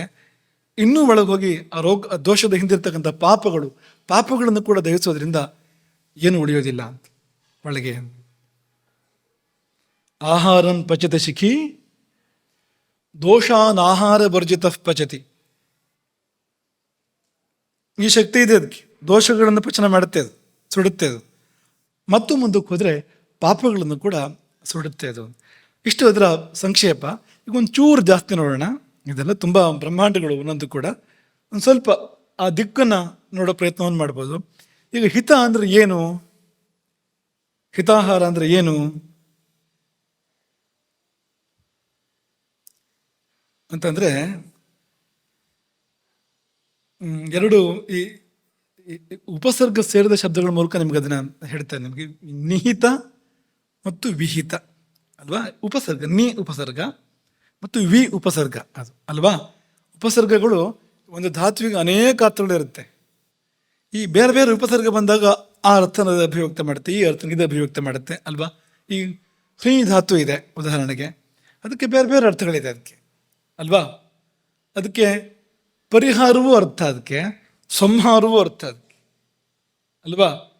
ಎರಡೂ ಆ ಧಾತುವಿನ ಅರ್ಥವೇ. ಅದು ಪರಿ ಬಂದಾಗ ಪರಿಹಾರ ಆಯ್ತದು, ಬಂದಾಗ ಸಂಹಾರ ಆಯ್ತದು, ಉಪ ಬಂದಾಗ ಉಪಹಾರ ಆಯ್ತು, ಆ ಬಂದಾಗ ಆಹಾರ ಆಯ್ತು. ಇದೆಯಲ್ಲ, ಪ್ರಹಾರ, ಆಹಾರ, ಸಂಹಾರ, ವಿಹಾರ. ಅದೇ ಹಾಗೆ ಎರಡು ಉಪಸರ್ಗಗಳು ನಿ ಮತ್ತು ವಿ, ಅದನ್ನು ಗಮನಿಸಿ. ನಿಹಿತ, ಹಿತ ಅಂದ್ರೆ ಏನು? ನಿಹಿತ. ನಿಹಿತ ಅಂದ್ರೇನು? ಇಡಲ್ಪಟ್ಟಿದ್ದು. ಪ್ರಕೃತಿಯಿಂದ ನಮಗಾಗಿ ಇಡಲ್ಪಟ್ಟಿದ್ದು. ಪ್ರಕೃತಿ ನಮಗಾಗಿ ಅಂತಲೇ ಇಷ್ಟ ಆಹಾರ ಇಟ್ಟಿದೆ, ಇದು ನಿಂದು ಅಂತ, ನೀ ತಿನ್ನು ಅಂತ, ಅದನ್ನೇ ತಿನ್ಬೇಕು. ತಾಯಿ ಜಗಜ್ಜನನಿ ಪ್ರಕೃತಿ ಅಂದರೆ, ಅದು ಯಾರನ್ನೂ ಅದು ಉಪವಾಸ ಬಿಡೋಕ್ಕೆ ಬಿಡೋದಿಲ್ಲ. ಅದು ಎಲ್ರಿಗೂ ಬೇಕಾದ ಆಹಾರನ ಇಟ್ಟಿದೆ. ಅದು ಎಷ್ಟು ಥರದ ಜೀವ ಜಂತುಗಳಿದೆ, ಆ ಎಲ್ರಿಗೂ ಏನು ಬೇಕೋ ಅದನ್ನು ಪ್ರಕೃತಿ ಇಟ್ಟೇ ಬಿಟ್ಟಿದೆ. ಇಡದೆ ಭೂಮಿಗೆ ನಾವು ಬಂದಿಲ್ಲ ಯಾರು ಕೂಡ ಅಂತ. ಹಾಗಾಗಿ ನಮಗಾಗಿ ಪ್ರಕೃತಿ ಇಟ್ಟಿರುವಂಥ ಆಹಾರ ಯಾವುದಿದೆ? ಅದೇ ಹಿತ ಅಂದರೆ. ನಿಹಿತವೇ ಹಿತ. ಈಗ ನಿಮ್ಮ ಪ್ರಶ್ನೆ, ಅದು ನಮಗೆ ಗೊತ್ತಾಗೋದು ಹೇಗೆ? ಯಾವುದು ನಮಗಾಗಿ ಪ್ರಕೃತಿ ಇಟ್ಟಿರೋದು ಯಾವುದು, ನಮ್ಮ ಪಾಲಿಂದ ಯಾವುದು ಅಂತ ನಮಗೆ ಗೊತ್ತಾಗೋದು ಹೇಗೆ ಅಂದರೆ ವಿಹಿತ. ಆ ಶಬ್ದ ತಗೊಳ್ಳಿ. ಶಾಸ್ತ್ರಗಳು ವಿಹಿತ ಮಾಡ್ತವೆ ಅಂತ, ಇದನ್ನು ಇಂಥವ್ರು ಸೇವಿಸಬೇಕು, ಸೇವಿಸಬಾರ್ದು. ಪ್ರಕೃತಿಯಿಂದ ನಿಹಿತ, ಶಾಸ್ತ್ರಗಳಿಂದ ವಿಹಿತ. ನಮಗೆ ಸಹಾಯ ಮಾಡಿವೆ ಶಾಸ್ತ್ರಗಳು. ನೀನು ಸಣ್ಣವನೋ ದೊಡ್ಡವನೋ, ನೀನು ಪುರುಷನೋ ಮಹಿಳೆಯೋ, ನೀನು ರೋಗಿಷ್ಠನೋ ಆರೋಗ್ಯವಂತನೋ, ನೀನು ವಾತ ಪ್ರಕೃತಿಯವನೋ ಪಿತ್ತ ಪ್ರಕೃತಿಯವನೋ ಕಫ ಪ್ರಕೃತಿಯವನೋ ಮಿಶ್ರ ಪ್ರಕೃತಿಯವನೋ, ನಿನ್ನ ಕುಲ ಪರಂಪರೆ ಯಾವುದು? ಸಾತ್ವಿಕ ಪರಂಪರೆಯಿಂದ ಬಂದವನೋ, ರಾಜಸ ಪರಂಪರೆಯಿಂದ ಬಂದವನೋ, ತಾಮಸ ಪರಂಪರೆಯಿಂದ ಬಂದವನೋ, ಕುಲದ ಹಿನ್ನೆಲೆ ಯಾವುದು? ಇದಿಷ್ಟನ್ನು ಗಮನಿಸಿ ನಿನಗಿದು ಒಳ್ಳೆಯದು, ಬೇಕಾದ ಎಲ್ಲ ಆಲೋಚನೆಗಳನ್ನು ಮಾಡಿ, ಶೋಧನೆ ಸಂಶೋಧನೆ ಎಲ್ಲವನ್ನು ಮಾಡಿ, ಯಾರಿಗೆ ಯಾವುದು ಬೇಕಾಗಿದ್ದು ಸಲ್ಲುವಂಥದ್ದು ಅನ್ನೋದನ್ನು ಶಾಸ್ತ್ರಗಳು ನಿರೂಪಣೆ ಮಾಡೋದು. ಮುಖ್ಯವಾಗಿ ಈ ಆಯುರ್ವೇದ ಶಾಸ್ತ್ರ ಮತ್ತು ಧರ್ಮಶಾಸ್ತ್ರ ಅದರ ಜೊತೆಯಲ್ಲಿ ಇವು ನಿರೂಪಣೆ ಮಾಡಿವೆ. ಅದು ವಿಹಿತ. ಹಾಗಾಗಿ ಪ್ರಕೃತಿಯಿಂದ ನಮಗಾಗಿ ನಿಹಿತ, ಪ್ರಕೃತಿ ಇಟ್ಟಿದ್ದಾಳೆ, ಶಾಸ್ತ್ರಗಳು ಬಂದು ತೋರಿಸ್ಕೊಡುತ್ತೆ, ಇದು ನಿಂದು ಅಂತ, ಅದು ವಿಹಿತ ಅಂತ. ಇದೇ ಹಿತ ಅಂದರೆ, ಬೇರೆ ಏನು ಅಲ್ಲ. ದೇಹ ಮನಸ್ಸಿಗೆ ಹಿತವಾಗಿರಬೇಕು, ಅದು ಅನುಕೂಲವಾಗಿರಬೇಕು. ಮತ್ತು ವರ್ಣ, ಆಶ್ರಮ, ವಯಸ್ಸು, ಪ್ರಕೃತಿ ಇದೆಲ್ಲವನ್ನು ನೋಡಿ ನಿರ್ಣಯ ಮಾಡಬೇಕು ಹಿತ ಯಾವುದು ಅಂತ ಅನ್ನೋದು. ನೋಡ್ಕೋಬೇಕು ನಾವು ಅಂತ ನೋಡಿ ನಾವು ತೀರ್ಮಾನ ಮಾಡ್ಕೋಬೇಕು. ಶಾಸ್ತ್ರದ ಬೆಳಕಿನಲ್ಲಿ ತೀರ್ಮಾನ ಮಾಡ್ಕೊಳ್ಬೇಕು. ಅದು ಹಿತ ಅಂತ. ಮತ್ತು ಇನ್ನೂ ಬೇಕಾದ ಬೇರೆ ಬೇರೆ ಸಂಗತಿಗಳಿರ್ತವೆ ಅದಕ್ಕೆ. ಉದಾಹರಣೆಗೆ ರಾತ್ರಿ 2 ಗಂಟೆಗೆ ಅಲ್ವಾ ಹಾಲು ಕುಡಿಬೇಕು ಅಂತ ಅನ್ನಿಸ್ತು ನಮಗೆ. ಹಾಲು ಒಳ್ಳೆಯದೇ, ಹಾಲು ಹಿತವೇ, ಒಳ್ಳೆ ಊಟ ಮಾಡೋಣ ಅಂತ ಅನ್ನಿಸ್ತು. ಅಕ್ಕಿ ಹಿತವೇ, ಅಕ್ಕಿ ಅಹಿತ ಅಂತ ಹೇಳಿಲ್ಲ ಎಲ್ಲೂ. ಆ ಕಾಲ ಹಿತ ಅಲ್ಲ ಅದು. ಬಾಯಾರಿಕೆ ಆದರೆ ನೀರು ಕುಡಿಬೋದು. 2 ಗಂಟೆಗೆ ಎಚ್ಚರ ಆದಾಗ, 3 ಗಂಟೆಗೆ ಎಚ್ಚರ ಆದರೆ, 2 ಗಂಟೆಗೆ ಎಚ್ಚರ ಆದರೆ, ಬಾಯಾರಿಕೆ ಆದರೆ ಹಾಗೆ ಅಲ್ಲ. ಕೆಲವರಿಗೆ ಎಚ್ಚರ ಆದ ಕೂಡ ನೀರು ಕುಡಿಯೋ ಅಭ್ಯಾಸ ಇರುತ್ತೆ, ಹಾಗಲ್ಲ. ಬಾಯಾರಿಕೆ ಆದರೆ ನೀರು ಕುಡಿಬೋದು, ಆದರೆ ಅಡುಗೆ ಮನೆಗೆ ಹೋಗಬಾರ್ದು. ಅದೇ ನೀರು ಕುಡಿಯೋಕ್ಕೆ ಹೋಗ್ಬೋದು ಅಡುಗೆ ಮನೆಗೆ, ಬೆಕ್ಕು ಬಂದಿದೆ ನೋಡೋಕೆ ಹೋಗ್ಬೋದು ಅಡುಗೆ ಮನೆಗೆ, ಆದರೆ ಮುಚ್ಚಿಟ್ಟಿದ್ದು ಯಾವುದಿದೆ ಅಂತ ನೋಡೋಕೆ ಹೋಗಬಾರ್ದು ಆ ಹೊತ್ತಿನಲ್ಲಿ. ಕೆಲವರಿಗೆ ಅದೊಂದು ಚಪಲ ಇರುತ್ತೆ, ಅಷ್ಟೊತ್ತಿಗೆ ಎದ್ಕೊಂಡು ಹೊಸ ಹೋಗ್ಬಿಡುತ್ತೆ ಅವ್ರಿಗೆ ಇದಕ್ಕಿದ್ದಾಗೆ, ಹೋಗಿ ಬಾರಿಸೋದು ಅವಾಗ 3 ಗಂಟೆ ಹೊತ್ತಿಗೆ, 4 ಗಂಟೆ ಹೊತ್ತಿಗೆ. ಕಾಲದ ದೃಷ್ಟಿಯಿಂದ ಹಿತ ಅಲ್ಲ ಅದು ಅಂತ. ಇನ್ನು ಸರಿಯಾದ ಕಾಲವೇ, ಊಟ ಮಾಡೋ ಕಾಲವೇ, ಆದರೆ ಜೀರ್ಣ ಆಗಿಲ್ಲ, ಹಿಂದಿನ ಊಟ ಜೀರ್ಣ ಆಗಿಲ್ಲ, ಹಾಗೇ ಇದೆ ಇನ್ನು ಹೊಟ್ಟೆ ಇರೋದು, ಅದೇ ತೇಗ್ ಬರ್ತಾ ಇದೆ, ಹಿತ ಅಲ್ಲ. ಊಟ ಮಾಡಬೇಡ, ಬಿಟ್ಬಿಡು ಆ ಸಮಯದಲ್ಲಿ. ಇದೆಲ್ಲ ನೋಡ್ಕೋಬೇಕು ಅಂತ. ಕಾಲಕ್ಕೆ ಹಿತವಾ, ಜೀರ್ಣ ಆಗಿದೆಯಾ, ಜೀರ್ಣದ ದೃಷ್ಟಿಯಿಂದ ಹಿತವಾ, ಪ್ರಕೃತಿಗೆ ಹಿತವಾ, ಇದೆಲ್ಲವನ್ನು ನೋಡ್ಕೋಬೇಕು. ನಮಗೆ ಯಾವುದು ಹಿತವೋ ಅದು ಚಿಕ್ಕ ಮಗುವಿಗೆ ಹಿತ ಅಲ್ಲ, ಅದು ಕಿಚ್ಚಾಗ್ಬೋದು. ಅದು ನಮಗೆ ಕೂಡ ಔಷಧದ ಪ್ರಮಾಣ ಚಿಕ್ಕ ಮಕ್ಕಳಿಗೆ ಸಲ್ಲೋದಿಲ್ಲ ನೋಡಿ ಅಂತ. ರಾಮಭದ್ರಾಚಾರ್ಯರು ಒಂದು ಕಥೆಯನ್ನು ಉದಾಹರಣೆ ಕೊಡ್ತಾ ಇದ್ರು. ಒಂದು ಕುರುಡನ ಹೆಂಡತಿ, ಒಂದು ಮಗು, ಚಿಕ್ಕ ಮಗು. ಅದಕ್ಕೆ ಆ ಮಗು ಸತ್ತೋಯ್ತು. ಹೇಗೆ ಅಂದರೆ ಹಾಲು ಕುಡಿಸಿದ್ದು ಅದು ಗಂಟ್ಲಿಗೆ ಸಿಕ್ಕಿ, ತೆರೆ ಸಿಕ್ಕೋದು ಅಂತ ಹೇಳ್ತಾರಲ್ಲ, ಗಂಟ್ಲಿಗೆ ಸಿಕ್ಕಿ ಅದು ಅನ್ನನಾಳದಲ್ಲಿ ಹೋಗ್ಬೇಕಾಗಿರೋದು ಶ್ವಾಸನಾಳದಲ್ಲಿ ಹೋಗಿ ಮಗು ಸತ್ತೋಯ್ತು. ಹೆಂಡತಿ ಗಂಡನಿಗೆ ಹೇಳಿದ್ಲು ಮಗು ಸತ್ತೋಯ್ತು ಅಂತ. ಹ್ಯಾಕೆ ಸತ್ತೋಯ್ತು ಅಂತ ಕೇಳಿದ ಗಂಡ. ಅದು ಹಾಲು ಕುಡಿಸುವಾಗ ತೆರೆ ಸಿಕ್ಕಿ ಗಂಟ್ಲಿಗೆ ಸಿಕ್ಕಿ ಸತ್ತೋಯ್ತು ಅಂತ. ಅವನಿಗದು ಕಲ್ಪನೆ, ಹಾಲು ಅಂದ್ರೆ ಏನು ಅಂತ ಕೇಳಿದ ಅವನು. ಅವಳಿಗೆ ಹೇಗೆ ಹೇಳಬೇಕು ಗೊತ್ತಾಗಲಿಲ್ಲ. ಹಾಲು ಅಂದರೆ ಬಿಳಿ ಅಂತ ಹೇಳಿದ್ಲು ಅವಳು. ತಂದು ಕುಡಿಸ್ಬೋದಾಗಿತ್ತು ಅವನಿಗೆ, ಅಥವಾ ಕೈಲಿ ಮುಟ್ಸ್ಬೋದಾಗಿತ್ತು, ಅದು ಬಿಟ್ಟು ಬಿಳಿ ಅಂತಂದು. ಹಾಲು ಹೇಗಿರುತ್ತೆ ಅಂದರೆ ಬಿಳಿ ಅಂತ ಉತ್ತರ ಬಂತಾರೆ. ಬಿಳಿ ಹೇಗಿರುತ್ತೆ ಅಂತ ಕೇಳಿದ ಅವನು. ಅದು ಕೊಕ್ಕರೆ ಥರ ಇರುತ್ತೆ ಅಂತ ಹೇಳಿದ್ಲು ಅವಳು.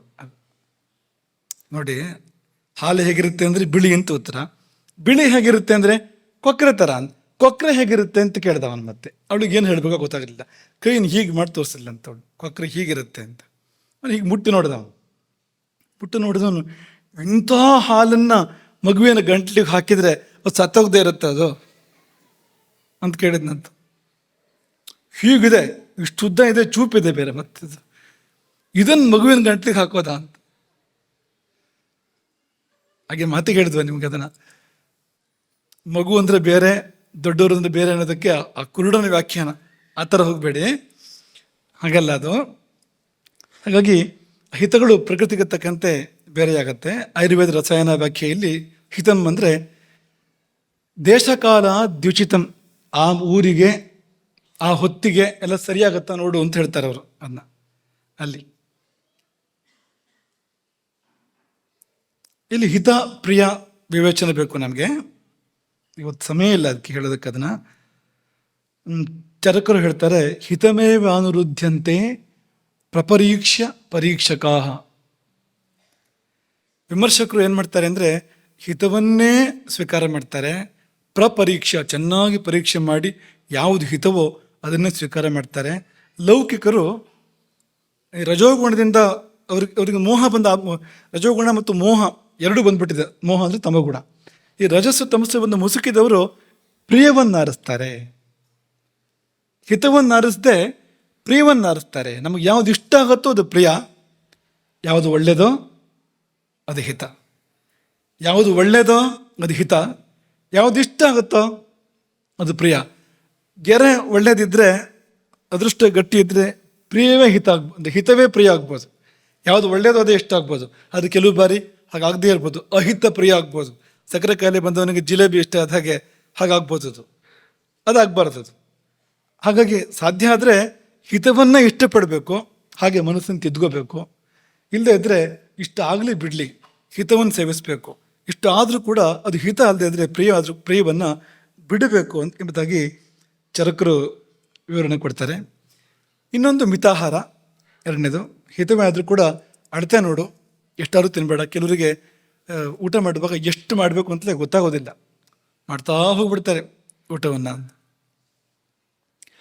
ಅದೇ ಹೇಳಿದ್ವಲ್ಲ, ಅದು ಇಲ್ಲೇ ಜಾಗ ಬಿಡ್ಬೇಕಂತೆ, ಹೊಟ್ಟೆಯಲ್ಲೇ ಜಾಗ ಬಿಡ್ಬೇಕಂತದ್ದು.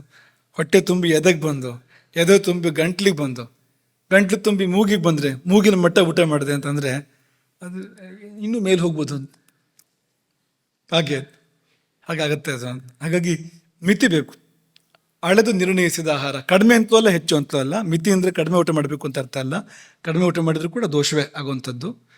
ವಾತ ಪ್ರಕೋಪ ಕಡಿಮೆ ಊಟ ಮಾಡಿದರೆ ಅದರಿಂದ ಅನೇಕ ರೋಗಗಳು ಬರ್ತವೆ, ಅನೇಕ ರೋಗಗಳು ಬರ್ತವೆ ಅದರಿಂದ.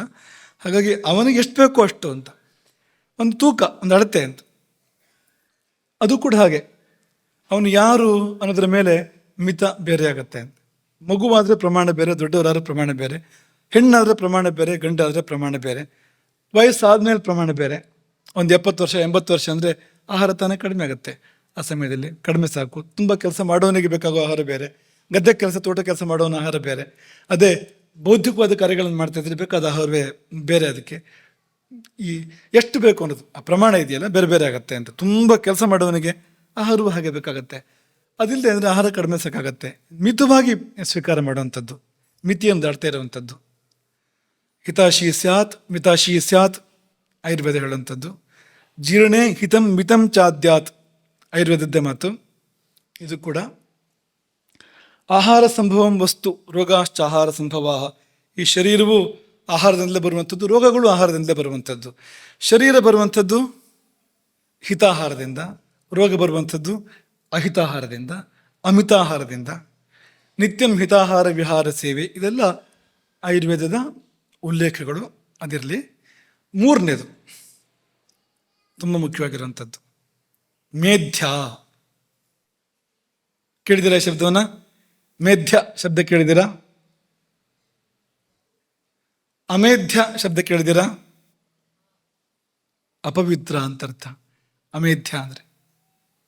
ಮೇಧ್ಯ ಅಂದರೆ ಪವಿತ್ರ. ಮೇಧ ಅಂದರೆ ಯಜ್ಞ, ಅಶ್ವಮೇಧ ಅಂತ ಕೇಳೋದಿಲ್ವಾ? ಮೇಧ ಅಂದರೆ ಯಜ್ಞ, ಮೇಧ್ಯ ಅಂದರೆ ಯಜ್ಞಯೋಗ್ಯ, ಭಗವದರ್ಪಣೆ ಯೋಗ್ಯ, ಪವಿತ್ರ, ದೇವತಾ ಪ್ರೀತಿಕರ. ಇಂಥ ಆಹಾರ ಇದು ಒಳಗೆ ಹೋಗಿ ಪಾಪಗಳನ್ನು ಪರಿಹಾರ ಮಾಡುತ್ತೆ. ಇಂಥ ಆಹಾರ. ಪ್ರಸಾದ ತಗೋತೀವಲ್ಲ ಭಕ್ತಿಯಿಂದ, ಭಕ್ತಿ ಯಾಕೆ ಪ್ರಸಾದ ತಗೊಳ್ಬೇಕಾದ್ರೆ ತಿನ್ನೋತ್ತಾನೆ ಅದು? ಭಕ್ತಿ ಯಾಕೆ ಅಂದರೆ ಅದು ಒಳಗೆ ಹೋಗಿ ಪವಿತ್ರವಾಗಿರೋದ್ರಿಂದ ಒಳಗಿರುವ ಅಪವಿತ್ರತೆಯನ್ನು ದೂರ ಮಾಡುತ್ತೆ. ಅದು ಒಳಗೆ ತೊಳೆಯಬೇಕಲ್ಲ, ಒಳಗೆ ಶುದ್ಧ ಮಾಡಬೇಕಲ್ಲ, ಸ್ನಾನ ಮಾಡಿದ್ರೆ ಆಗೋದಿಲ್ಲ ಅದು. ಆ ಕೆಲಸವನ್ನು ಮಾಡುತ್ತೆ ಅದು. ಅಂತ ಅಮೇಧ್ಯ ಅನ್ನುವಾಗ 4ರಲ್ಲಿ 1 ಹಾಳು ಮಾಡಬೇಕು. ಅದು ಅಮೇಧ್ಯ. ಅದು ಜಾಗೃತ್, ಸ್ವಪ್ನ, ಸುಷುಪ್ತಿ, ತುರೀಯ. ಒಂದು ಎಚ್ಚರನ ಹಾಳು ಮಾಡಬೇಕು, ಅಂದರೆ ನಿದ್ದೆ ತೂಕಡಿಸೋ ಥರ ಮಾಡಬೇಕು. ಅದು ಅಂಥ ಆಹಾರಗಳಿದೆ. ಎಚ್ಚರವೇ ಸರಿ ಇರೋದಿಲ್ಲ ಅಂತ ತೂಕಡಿಕೆ ಬರುತ್ತೆ. ಅಥವಾ ಯಾವುದನ್ನು ಒಳ್ಳೆ ಕೆಲಸ ಮಾಡೋಕೆ ಹೊರಟ್ರೆ ಅವಶ್ಯ ಬರುತ್ತೆ. ಏಕಾಗ್ರತೆ ಹೊರಟ್ರೆ, ಸತ್ವಗುಣಕ್ಕೆ ಹೊರಟ್ರೆ ಕೂಡಲೇ ಬರುತ್ತೆ. ಅದು ಅಮೇಧ್ಯವೇ ಇದು ಅಂತ. ಹಾಗೆ ಸ್ವಪ್ನ ಬರದೇ ಇರೋ ಥರ ಮಾಡೋದು. ಕೆಲವರು ಸ್ವಪ್ನವೇ ಬಿಡೋದಿಲ್ಲ, ಅದೊಂದು ದೋಷವೇ. ಅಥವಾ ಒಳ್ಳೆ ಸ್ವಪ್ನ ಬೀಳದೇ ಇರೋ ಥರ ಮಾಡೋದು, ಕೆಟ್ಟ ಸ್ವಪ್ನ ಬೀಳೋ ಥರ ಮಾಡುವಂಥದ್ದು, ಅದು ಸ್ವಪ್ನಾವಸ್ಥೆಯನ್ನು ಹಾಳು ಮಾಡಿದಾಗೆ ಅಂತ. ಮೂರನೇದು ಗಾಢ ನಿದ್ರೆ ಬರದಂತೆ ಮಾಡುವಂಥ ಆಹಾರಗಳು, ಅಮೇಧ್ಯ. ಅದು ಧ್ಯಾನ ಸ್ಥಿತಿಗೆ ವಿರುದ್ಧವಾಗಿ ಕೆಲಸ ಮಾಡುವಂಥದ್ದು, ಧ್ಯಾನ ಹಾಳಾಗುವಂತೆ ಮಾಡುವಂಥ ಆಹಾರಗಳು ಅಂತ. ತುಂಬ ರಾಜಸ ತಾಮಸ ಆಹಾರ ಸೇವನೆ ಮಾಡಿದರೆ ಅಂಥ ಒಂದು ಧ್ಯಾನ ಮಾಡೋಕ್ಕೆ ಸಾಧ್ಯ ಇಲ್ಲ. ಒಳಗೆ ರಜೋಗುಣ ತಮೋಗುಣಗಳ ಹೆಚ್ಚಳದಿಂದಾಗಿ ಧ್ಯಾನಕ್ಕೆ ಮನಸ್ಸು ಕೂರೋದೇ ಇಲ್ಲ. ರಜೋಗುಣ ಬಂದರೆ ಮನಸ್ಸಲ್ಲೆಲ್ಲ ಓಡಾಡ್ತಾ ಇರುತ್ತೆ, ಆ ಕಡೆ ಈ ಕಡೆ ಎಲ್ಲ. ಧ್ಯಾನಕ್ಕೆ ಕೂತ್ರೆ ತಮೋಗುಣ ಬಂದರೆ ನಿದ್ದೆ ಬರುತ್ತೆ, ಧ್ಯಾನ ಅಂತ ಆಗೋದಿಲ್ಲ. ಹಾಗಾಗಿ ಅಮೇಧ್ಯ ಅಂದರೆ ಇದಕ್ಕೆ ವಿರುದ್ಧವಾಗಿರುವಂಥದ್ದು. ಈ 4ಕ್ಕೂ ಪೂರಕವಾಗಿ ಕೆಲಸ ಮಾಡುವಂಥದ್ದು. ಎಚ್ಚರವಾಗಿದ್ದಾಗ ಎಚ್ಚರವಾಗಿ ಇರ್ತಾನೆ, ನಿದ್ದೆ ಮಾಡಿದಾಗ ಗಾಢ ನಿದ್ದೆಯನ್ನು ಮಾಡ್ತಾನೆ, ಒಳ್ಳೊಳ್ಳೆ ಸ್ವಪ್ನಗಳು ಬೀಳ್ತವೆ. ಧ್ಯಾನಕ್ಕೆ ಹೋಗ್ತಾನೆ, ಧ್ಯಾನ ಸ್ಥಿತಿಯಲ್ಲಿ ದೇವತಾ ದರ್ಶನಗಳನ್ನು, ಆತ್ಮದರ್ಶನವನ್ನು ಮಾಡ್ತಾನೆ. ಇದಕ್ಕೆ ವಿರುದ್ಧ ಕೆಲಸ ಮಾಡದೇ ಇರುವಂಥ ಆಹಾರ, ಇದಕ್ಕೆ ಪೂರಕವಾಗಿ ಕೆಲಸ ಮಾಡುವಂಥ ಆಹಾರವೇ ಮೇಧ್ಯ. ಈ ಮೇಧ್ಯ ಅದು ಅಗ್ನಿಯನ್ನೂ ಪ್ರಜ್ವಲನ ಮಾಡುತ್ತೆ, ಮಾತ್ರ ಅಲ್ಲ ಒಳಗಿನ ಎಲ್ಲ ದೇವತಾ ಶಕ್ತಿಗಳನ್ನ ಸಂಪ್ರೀತಿಗೊಳಿಸುತ್ತೆ, ಪರಮಾತ್ಮನನ್ನು ಸಂಪ್ರೀತಿಗೊಳಿಸುತ್ತೆ, ಅವರ ಸಾನ್ನಿಧ್ಯವನ್ನು ಹೆಚ್ಚಿಸುತ್ತೆ. ಪರಮಾತ್ಮ ಸಾನ್ನಿಧ್ಯ ಮತ್ತು ದೇವತಾ ಸಾನ್ನಿಧ್ಯಗಳು ಹೆಚ್ಚುವಾಗ, ವಿಸ್ತರಿಸುವಾಗ ಪಾಪಕ್ಕೆ ಜಾಗ ಇಲ್ಲ. ನಮ್ಗೆ ಹಿಂದೆ ಒಂದು ಸತಿ ಹೇಳಿದ್ವು, ಈ ಪರಮಾತ್ಮ ಅನ್ನೋದು ಎಂಥ ವಸ್ತು ಅಂದರೆ ಅದರ ಹೆಸರು ಹೇಳಿದ್ರೆ ಸಾಕು ಪಾಪ ಓಡೋಗುತ್ತೆ. ಕತ್ತಲೆಯನ್ನು ಓಡಿಸ್ಬೇಕು ಅಂದರೆ ನಿಮ್ಮ ನೂಕಕ್ಕಾಗತ್ತ ಕತ್ಲೆನ? ಪ್ರಯತ್ನ ಪಟ್ಟು ಏನು ಕತ್ಲೆ ಕತ್ಲೆ ಕತ್ಲೆ ಏನೂ ಕಾಣ್ತಾ ಇಲ್ಲ ಅಂತ 2 ಕೈಯಿಂದ ನೂಕಿದ್ರೆ ಕತ್ಲೆ ದೂರ ಹೋಗುತ್ತಾ? 2 ಕೈಯನ್ನು ರಾವಣನ 20 ಕೈ ಬಂದರೂ ಕತ್ಲೆ ಅಲ್ಲೇ ಇರುತ್ತೆ, ಎಲ್ಲೂ ಹೋಗೋದಿಲ್ಲ. ಮತ್ತೇನು ಮಾಡಬೇಕು? ದೀಪ ತರಬೇಕು. ದೀಪ ತಂದ ಕೂಡಲೇ ಕತ್ತಲೆ ಪಲಾಯನ ಅಂತ ಇರೋದೇ ಇಲ್ಲ ಅಲ್ಲಿ. ಕಾಲಿಗೆ ಬುದ್ಧಿ ಹೇಳು. ಹಾಗೆ ನೋಡಿದ್ರೆ ಅಲ್ಲಿ ಏನೂ ನಡೆದಿಲ್ಲ. ದೀಪ ಏನು ಕತ್ಲೆ ಹತ್ರ ಜಗಳ ಮಾಡಿಲ್ಲ, ಕತ್ಲೆಗೆ ಹೆದರಿಸಿಲ್ಲ, ಕತ್ಲೆ ಮೇಲೆ ಶಸ್ತ್ರ ಎತ್ತಿಲ್ಲ, ದೀಪ ಏನೇನೂ ಮಾಡಿಲ್ಲ. ಅದು ಬಂದಿದೆ ಅಷ್ಟೇ, ದಿವ್ಯ ಸಾನ್ನಿಧ್ಯ, ಉಪಸ್ಥಿತಿ ಮಾತ್ರ ಅಂತ. ಆದರೆ ಉಪಸ್ಥಿತಿ ಮಾತ್ರಕ್ಕೆ ಕತ್ತಲೆ ಓಡೋಗುತ್ತೆ ನೋಡಿ. ಹಾಗೆ ನಮ್ಮೊಳಗೆ ಆ ಪರಮಾತ್ಮ ಸಾನ್ನಿಧ್ಯ ಏರ್ಪಡೋಕೆ ಶುರುವಾದರೆ ಪಾಪಗಳು ಯಾವುದು ಉಳಿಯೋದಿಲ್ಲ, ಅವಕ್ಕಲ್ಲಿ ಇರೋಕೆ ಆಗೋದಿಲ್ಲ. ಅವು ಪಲಾಯನ ಮಾಡೋದು ಅನಿವಾರ್ಯ ಅಂತ. ದೆವ್ವ ಹಿಡಿದವರು ನನ್ನನ್ನು ದೇವಸ್ಥಾನಕ್ಕೆ ಕರ್ಕೊಂಡು ಹೋಗ್ಬೇಡ ಅಂತ ಹೇಳ್ತಾರೆ, ಅಲ್ಲಿ ನಾವು ಬರೋದಿಲ್ಲ ಅಂತ ಹೇಳ್ತಾರೆ. ಅಂದರೆ ಅಲ್ಲಿ ಬರೋದಿಲ್ಲ ಅಂತ ಹಿಡಿದವರೆಲ್ಲ ದೆವ್ವ ಹಿಡಿದವರು ಅಂತ ಅರ್ಥ ಅಲ್ಲ. ಒಂದು ಸ್ವಲ್ಪ ಹೌದು, ಯಾಕೆಂದರೆ ಯಾವುದೋ ಒಂದು ದೆವ್ವ ಹಿಡಿದಿದೆ ಅವರಿಗೆ. ಹಿಡಿದಿದ್ದರೆ ಯಾವುದೋ ಒಂದು ಪಾಪ ಒಳಗಿಂದ ಕೆಲಸ ಮಾಡದೇ ಇದ್ದರೆ ಆ ಒಳ್ಳೆ ಜಾಗಕ್ಕೆ ಹೋಗಬೇಡ ಅಂತ ಮನಸ್ಸು ಬರೋದಿಲ್ಲ ಅವನಿಗೆ. ಒಂದು ಪಾಪ ಪರಿಹಾರ ಆಗುವಂಥ, ಪುಣ್ಯ ಪ್ರಾಪ್ತಿ ಆಗುವಂಥ, ಶ್ರೇಯಸ್ಸಾಗುವಂಥ ಸ್ಥಳಕ್ಕೆ ಹೋಗೋ ಮನಸ್ಸು ಬರ್ತಾ ಇಲ್ಲ ಅಂತಂದರೆ ಯಾವುದೋ ಜನ್ಮಾಂತರದ ಪಾಪ ಬಂದು ಅಡ್ಡ ನಿಂತಿದೆ ಅಂತ. ನೀವು ಹೋಗಬೇಡ, ಯಾಕೆಂದ್ರೆ ನಾನು ನಿನ್ನ ಜೊತೆಗಿರಬೇಕು, ನಿನ್ನನ್ನು ನಾನು ತುಂಬ ಪ್ರೀತಿ ಮಾಡೋಕ್ಕಿದೆ, ನಿನ್ನ ತಬ್ಕೊಂಡೇ ಇರ್ತಾನೆ ಯಾವಾಗಲೂ ನಾನು ಅಂತ ಪಾಪ ಹೇಳೋದು. ನೀವು ಅಲ್ಲಿ ಹೋಗ್ಬಿಟ್ರೆ ನಾನು ಬರೋಕ್ಕಾಗೋದಿಲ್ಲ ಅಲ್ಲಿಗೆ, ನಾ ಹೆಂಗೆ ಬರಲಿ ಅಲ್ಲಿಗೆ ಅಂತ ಕೆಲವು ಪಾಪಗಳು. ಇನ್ನು ಕೆಲವು ಪಾಪಗಳು ತುಂಬ ಜಾಣ ಪಾಪಗಳು ಇರ್ತಾವಂತೆ. ಅದು ಹೇಗೆಂದರೆ ಈ ಈ ನಾಯಿ ಅಡ್ಸ್ಕೊಂಡು ಬರ್ತಾ ಇದ್ರೆ ಅವ್ನು ದೇವಸ್ಥಾನದೊಳಗೆ ಹೋಗ್ತಾನೆ, ಅದು ಒಳಗೆ ಬರೋ ಹಾಗಿಲ್ಲ, ನಾಯಿ ಹೊರಗೆ ಕಾಯ್ತಾ ಇದೆ ಅದು ಅಂತ, ಯಾವಾಗ ಬರ್ತಾನೆ ಅಂತ. ಹೊರಗೆ ಬಂದು ಕೂಡಲೇ ಇಂಥ ಜಾಣ ಪಾಪಗಳು ಕೆಲವಿರ್ತವೆ ಅಂತ. ಇದನ್ನು ಪರಿಹಾರ ಮಾಡಬೇಕಾಗಂಥ ವಿಧಾನಗಳನ್ನು ಮಾಡಬೇಕಾಗತ್ತೆ. ಯಾವುದೇ ಇದ್ರೂ ಅದು ದೇವ ಸಾನ್ನಿಧ್ಯ, ದೇವದೇವನ ಸಾನ್ನಿಧ್ಯದಿಂದ ಅವೆಲ್ಲವೂ ಕೂಡ ಪರಿಹಾರ ಆಗ್ತವೆ. ಹಾಗಾಗಿ ಅಗ್ನಿ ಪ್ರಜ್ವಲಿಸಿದರೆ ನಮ್ಮೊಳಗಿರ್ತಕ್ಕಂಥ ಈಗ ಸರಿಯಾದ ಆಹಾರದಿಂದ ನೋಡಿ, ಇದು ಕೊನೆಯದು ಹೇಳಿದ್ದೆ, ಇನ್ನೊಂದು ಸತಿ ಅದನ್ನು ನಿಮಗೆ ಮನವರಿಕೆ ಮಾಡುವಂಥ ಪ್ರಯತ್ನ ಅಷ್ಟೇ. ಅದು ಈ ಅಗ್ನಿ ಅಂತಂದರೆ ಈಗ ಲೌಕಿಕವಾಗಿ ಕಟ್ಟಿಗೆ ಒಲೆಯಲ್ಲಿ ಕಟ್ಟಿಗೆ ಹಾಕಿ ಅಗ್ನಿಯನ್ನು ಉರಿಸ್ತಾ ಇರ್ತಾರಲ್ಲ, ಬೆಂಕಿ ಉರಿಸ್ತಾ ಇರ್ತಾರಲ್ಲ, ಆ ಬೆಂಕಿ ಉರಿಬೇಕು. ಅದು ಯಾವಾಗ ಉರಿಯುತ್ತೆ? ಇಂಧನ ಇದ್ದರೆ ಉರಿಯುತ್ತೆ. ಹಾಗೆ ಒಳಗಿರುವ ಅಗ್ನಿ ಉರಿಬೇಕು ಅಂದರೆ ಇಂಧನ ಬೇಕು. ಅದಕ್ಕೆ ಇಂಧನ ಯಾವುದು? ಅನ್ನಪಾನಗಳೇ ಇಂಧನ ಅದಕ್ಕೆ, ಅದರಿಂದ ಉರಿಯುವಂಥದ್ದು. ಹೇಗೆ ಕಟ್ಟಿಗೆ ಬೇಕು ಬೆಂಕಿ ಉರಿಯೋಕ್ಕೆ, ಹಾಗೆ ಇಲ್ಲಿ ಅನ್ನಪಾನಗಳು ಬೇಕು. ಈ ಕಟ್ಟಿಗೆ ಇದ್ರೆ ಸಾಕಾ? ಒಳ್ಳೆ ಕಟ್ಟಿಗೆ ಬೇಕು. ಉರಿಯುವಂಥ ಕಟ್ಟಿಗೆಗಳು ಅಂತಿರ್ತವೆ, ಕೇವಲ ಹೊಗೆ ಬರೋ ಕಟ್ಟಿಗೆಗಳು ಅಂತಿರ್ತವೆ ಒಂದಷ್ಟು. ಕಟ್ಟಿಗೆ ಒಲೆ ಅನುಭವ ಇರೋದು ಗೊತ್ತದು ಅಂತ. ಕೆಲವು ಕಟ್ಟಿಗೆ ಉರಿಯೋದೇ ಇಲ್ಲ. ಇನ್ನು ಉರಿತವರ ಬೆಂಕಿ ಮೇಲೆ ಸ್ವಲ್ಪ ಮಣ್ಣು ತಂದು ಹಾಕಿದರೆ, ನೀರು ತಂದು ಹಾಕಿದರೆ, ತುಪ್ಪ ಹಾಕಿದರೆ ಇದೆ. ಅದು ಆಹಾರ ಬಡಿಸ್ಬೇಕಾದ್ರೆ ಹಿತಾಹಾರ, ಮಿತಾಹಾರ, ಮಿಥ್ಯಾಹಾರ ಅಂತಂದರೆ ತುಪ್ಪದಂಥದ್ದು ಅಂತ. ಅಂಥದ್ದನ್ನು ನಾವು ಅಗ್ನಿಗೆ ಕೊಟ್ಟಾಗ ಅದು ಪ್ರಜ್ವಲಿಸಿ ಉರಿಯುವಂಥದ್ದು. ಅಗ್ನಿ ಉರಿದಾಗ ದೋಷನಾಶ, ರೋಗನಾಶ, ಪಾಪನಾಶ ಇದೆಲ್ಲವನ್ನು ಇಡೀ ಶರೀರದಲ್ಲಿ ಎಲ್ಲೆಲ್ಲಿ ವ್ಯಾಪಿಸಿದ್ದರೂ ಹುಡುಕಿ ಅದನ್ನು ಸುಡುವಂಥ ಕೆಲಸ ಅಗ್ನಿಯದು. ಅದನ್ನು ಮಾಡೋಕ್ಕೆ ಅವಕಾಶ ಕೊಡಬೇಕು. ಹೇಗೆ ಅಂದರೆ ಈ ಆಹಾರ ನಿಯಮದ ಮೂಲಕ ಸರಿಯಾದದನ್ನು ಸರಿಯಾದ ಪ್ರಮಾಣದಲ್ಲಿ ಸರಿಯಾದ ಸಮಯದಲ್ಲಿ ಕೊಡೋ ಮೂಲಕವಾಗಿ ನಾವು ಅದನ್ನು ಮಾಡಬೇಕು. ಜಠರ ವೈಶ್ವಾನರನು ಪ್ರಜ್ವಲಿತನಾದಾಗ ಹುಲ್ಲು ಮೆದೆಗಳ ಸುಡುವ ಕಾಡ್ಗಿಚ್ಚಿನಂತೆ ದೇಹಗತ ದೋಷಗಳ ಜೀವಗತ ಪಾಪಗಳ ದಹಿಸುವನು, ಲೇಷವೂ ಶೇಷವಿರದಂತೆ. ಜಠರ ವೈಶ್ವಾನರನು ಪ್ರಜ್ವಲಿತನಾದಾಗ ಹುಲ್ಲು ಮೆದೆಗಳ ಸುಡುವ ಕಾಡ್ಗಿಚ್ಚಿನಂತೆ ದಹಿಸುವನು, ಸುಡುವನು. ಏನನ್ನು ಅಂದರೆ ದೇಹಗತ ದೋಷಗಳ ಜೀವಗತ ಪಾಪಗಳ ದಹಿಸುವನು, ಲೇಷವೂ ಶೇಷವಿರದಂತೆ. ಅಗ್ನಿ ಪ್ರಜ್ವಲಿಸಿದಾಗುವಂಥದ್ದು. ಪ್ರಜ್ವಲಿಸೋದು ಯಾವಾಗ ಅಗ್ನಿ ಅಂದರೆ ಸೂತ್ರಗಳಿಗೆ ಒಳಪಟ್ಟ ಬದುಕನಿ ನಡೆಸುತ್ತೀರೆ. ಸೂತ್ರಗಳಿಗೆ ಒಳಪಟ್ಟ ಏನು ಜೀವನಕ್ಕೆ ಸೂತ್ರಗಳನ್ನು ಕೊಟ್ಟಿದ್ದಾರೆ ಹಿರಿಯರು. ಸೂತ್ರಗಳಿಗೆ ಒಳಪಟ್ಟ ಬದುಕನಿ ನಡೆಸುತ್ತೀರೆ, ಹರಡಿ ಮೈಯೋಳು ಬಿಸಿಯ ಜ್ವಲಿಸೆ ಕಾಯಾಗ್ನಿ, ಕೋಟಿ ಜನ್ಮದ ಗಾಢ ನಿದ್ದೆಯೇನು ತ್ವರೆದೆದ್ದು ಸಾಗುವಳು ಪರಮಪದದೆಡೆಗೆ ಕುಂಡಲಿನಿ. ಕುಂಡಲಿನಿ ಹೇಳ್ಬೇಕು ಅಂದರೆ ಬಿಸಿ ತಟ್ಟಿದ್ರೆ ಕುಂಡಲಿನಿ ಹೇಳೋದು ಅಲ್ವಾ. ನಾವು ಮಲ್ಕೊಂಡಿದ್ರೆ ಏನು ಮಾಡಿದ್ರೆ ಎಚ್ಚರ ಆಗ್ತದೆ ಅಂದರೆ ನೀರು ಹಾಕಿದರೆ ಎಚ್ಚರ ಆಗುತ್ತೆ ಕೆಲವರಿಗೆ. ಆದರೂ ಎಚ್ಚರ ಆಗದೆ ಇದ್ದರೆ ಹಾಗೇನು ಮಾಡಬೇಕು? ಬಿಸಿನೀರು ಹಾಕಬೇಕು, ಆವಾಗ ಎಚ್ಚರ ಆಗುತ್ತೆ. ಮಾಡಬೇಡಿ, ಇದನ್ನೆಲ್ಲ ಮಾಡೋಕ್ಕಿರೋದೆಲ್ಲ. ಎಲ್ಲರೂ ಊದಿನ ಕಡ್ಡಿ ತಾಗಿಬಿಟ್ರೆ ಹೊತ್ಕೊಂಡು ಉರಿತಾ ಇರುವಂಥದ್ದು, ಅಥವಾ ಬೆಂಕಿ ಕೊಳ್ಳಿತ್ತಾಗಿದ್ರೆ ಬೇಡ ಅಂದರೂ ಎಚ್ಚರ ಆಗುತ್ತೆ, ಆಗ ಎದ್ದು ಹಾರು ಹಾಗಾಗತ್ತೆ ನೋಡಿ. ಹಾಗೆ ನಾವು ಸಾಧನೆ ಮಾಡುವಾಗ ಅಥವಾ ಯುಕ್ತವಾದ ಆಹಾರವನ್ನು ಸ್ವೀಕಾರ ಮಾಡುವಾಗ ಒಳಗೆ ಅಗ್ನಿ ಪ್ರಜ್ವಲಿತ ಆಯಿತು ಅಂದರೆ ಕುಂಡಲಿನಿಗೆ ಮತ್ತೆ ಮಲಗಿರೋಕ್ಕಾಗೋದಿಲ್ಲ.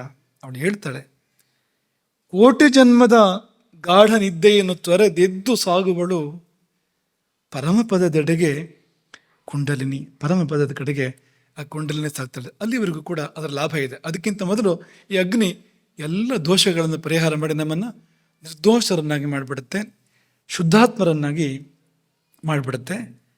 ವಿಷಯ ಸೂಚಿ ಕೊನೆಯದೇನು ಅಂದರೆ, ಎಲ್ಲವನ್ನೂ ನಾವು ಹಿತಮಿತ ಮೇಧ್ಯ ಅನ್ನುವಾಗ ಆ ಲೆಕ್ಕ ನೋಡಿಕೊಂಡೇ ಮಾಡಬೇಕು. ಗಡಿಬಿಡಿ ಮಾಡಿದರೆ ಈಗ ದೋಷ ಹೋಗೋದ್ರ ಬದಲು ದೇಹವೇ ಹೋಗ್ಬಿಡ್ಬೋದು ಅಂತ ಹಾಗಾಗ್ಬಾರ್ದು. ನಾ ಏನೋ ಒಂದು ನಿಯಮ ಪಾಲನೆ ಮಾಡೋಕ್ಕೆ ಶುರು ಮಾಡಿದೆ ಅಂಥೇಳಿ ಅದರಿಂದ ದೇಹವೇ ಹೋಗುವಂತೆ ಆಗಬಾರ್ದು. ದೋಷ ಹೋಗಬೇಕು, ಅದು ದೋಷ ಹೋಗಬೇಕು, ದೇಹ ಉಳಿಬೇಕು.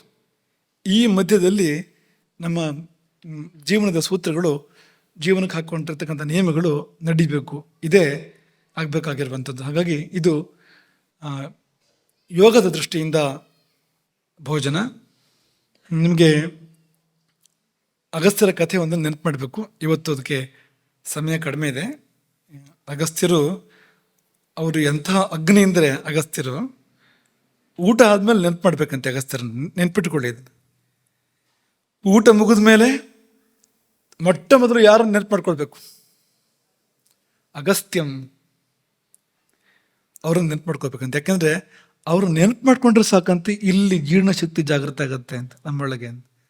ಅವರ ಸ್ಮರಣ ಮಾತ್ರದಿಂದ ನಮ್ಮಲ್ಲಿ ಜೀರ್ಣಶಕ್ತಿ ಅಗ್ನಿ ಜಾಗೃತವಾಗಿ ಆಹಾರವನ್ನು ಸರಿಯಾಗಿ ಪಚನ ಮಾಡಿ ದೋಷಗಳನ್ನೆಲ್ಲ ಪರಿಹಾರ ಮಾಡುತ್ತೆ. ಅಂದರೆ ಆ ಮಹಾಪುರುಷ ಹೇಗಿದ್ದಿರ್ಬೋದು ಅಂತ, ಅಗಸ್ತ್ಯರು ಅಂತ ಎಂಥ ಅದ್ಭುತ ಇದ್ದಿರ್ಬೋದು ಅಂತ.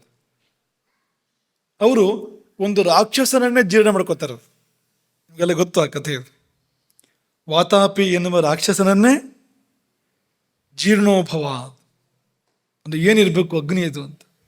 ಅಗ್ನಿ ದೋಷಗಳನ್ನು ಪರಿಹಾರ ಮಾಡುತ್ತೆ ಅಂತ ನಿಮ್ಗೆ ಹೇಳ್ತಾ ಇದ್ವಲ್ಲ, ಅದಕ್ಕೆ ಉದಾಹರಣೆ ಇದು ಅಂತ. ರಾಕ್ಷಸ ಅವನು ಊಟವಾಗಿ ಬಂದು ಇವರೊಳಗೆ ಸೇರಿದ್ದಾನೆ, ಅಗಸ್ತ್ಯರ ಹೊಟ್ಟೆ ಸೇರಿದ್ದಾನೆ.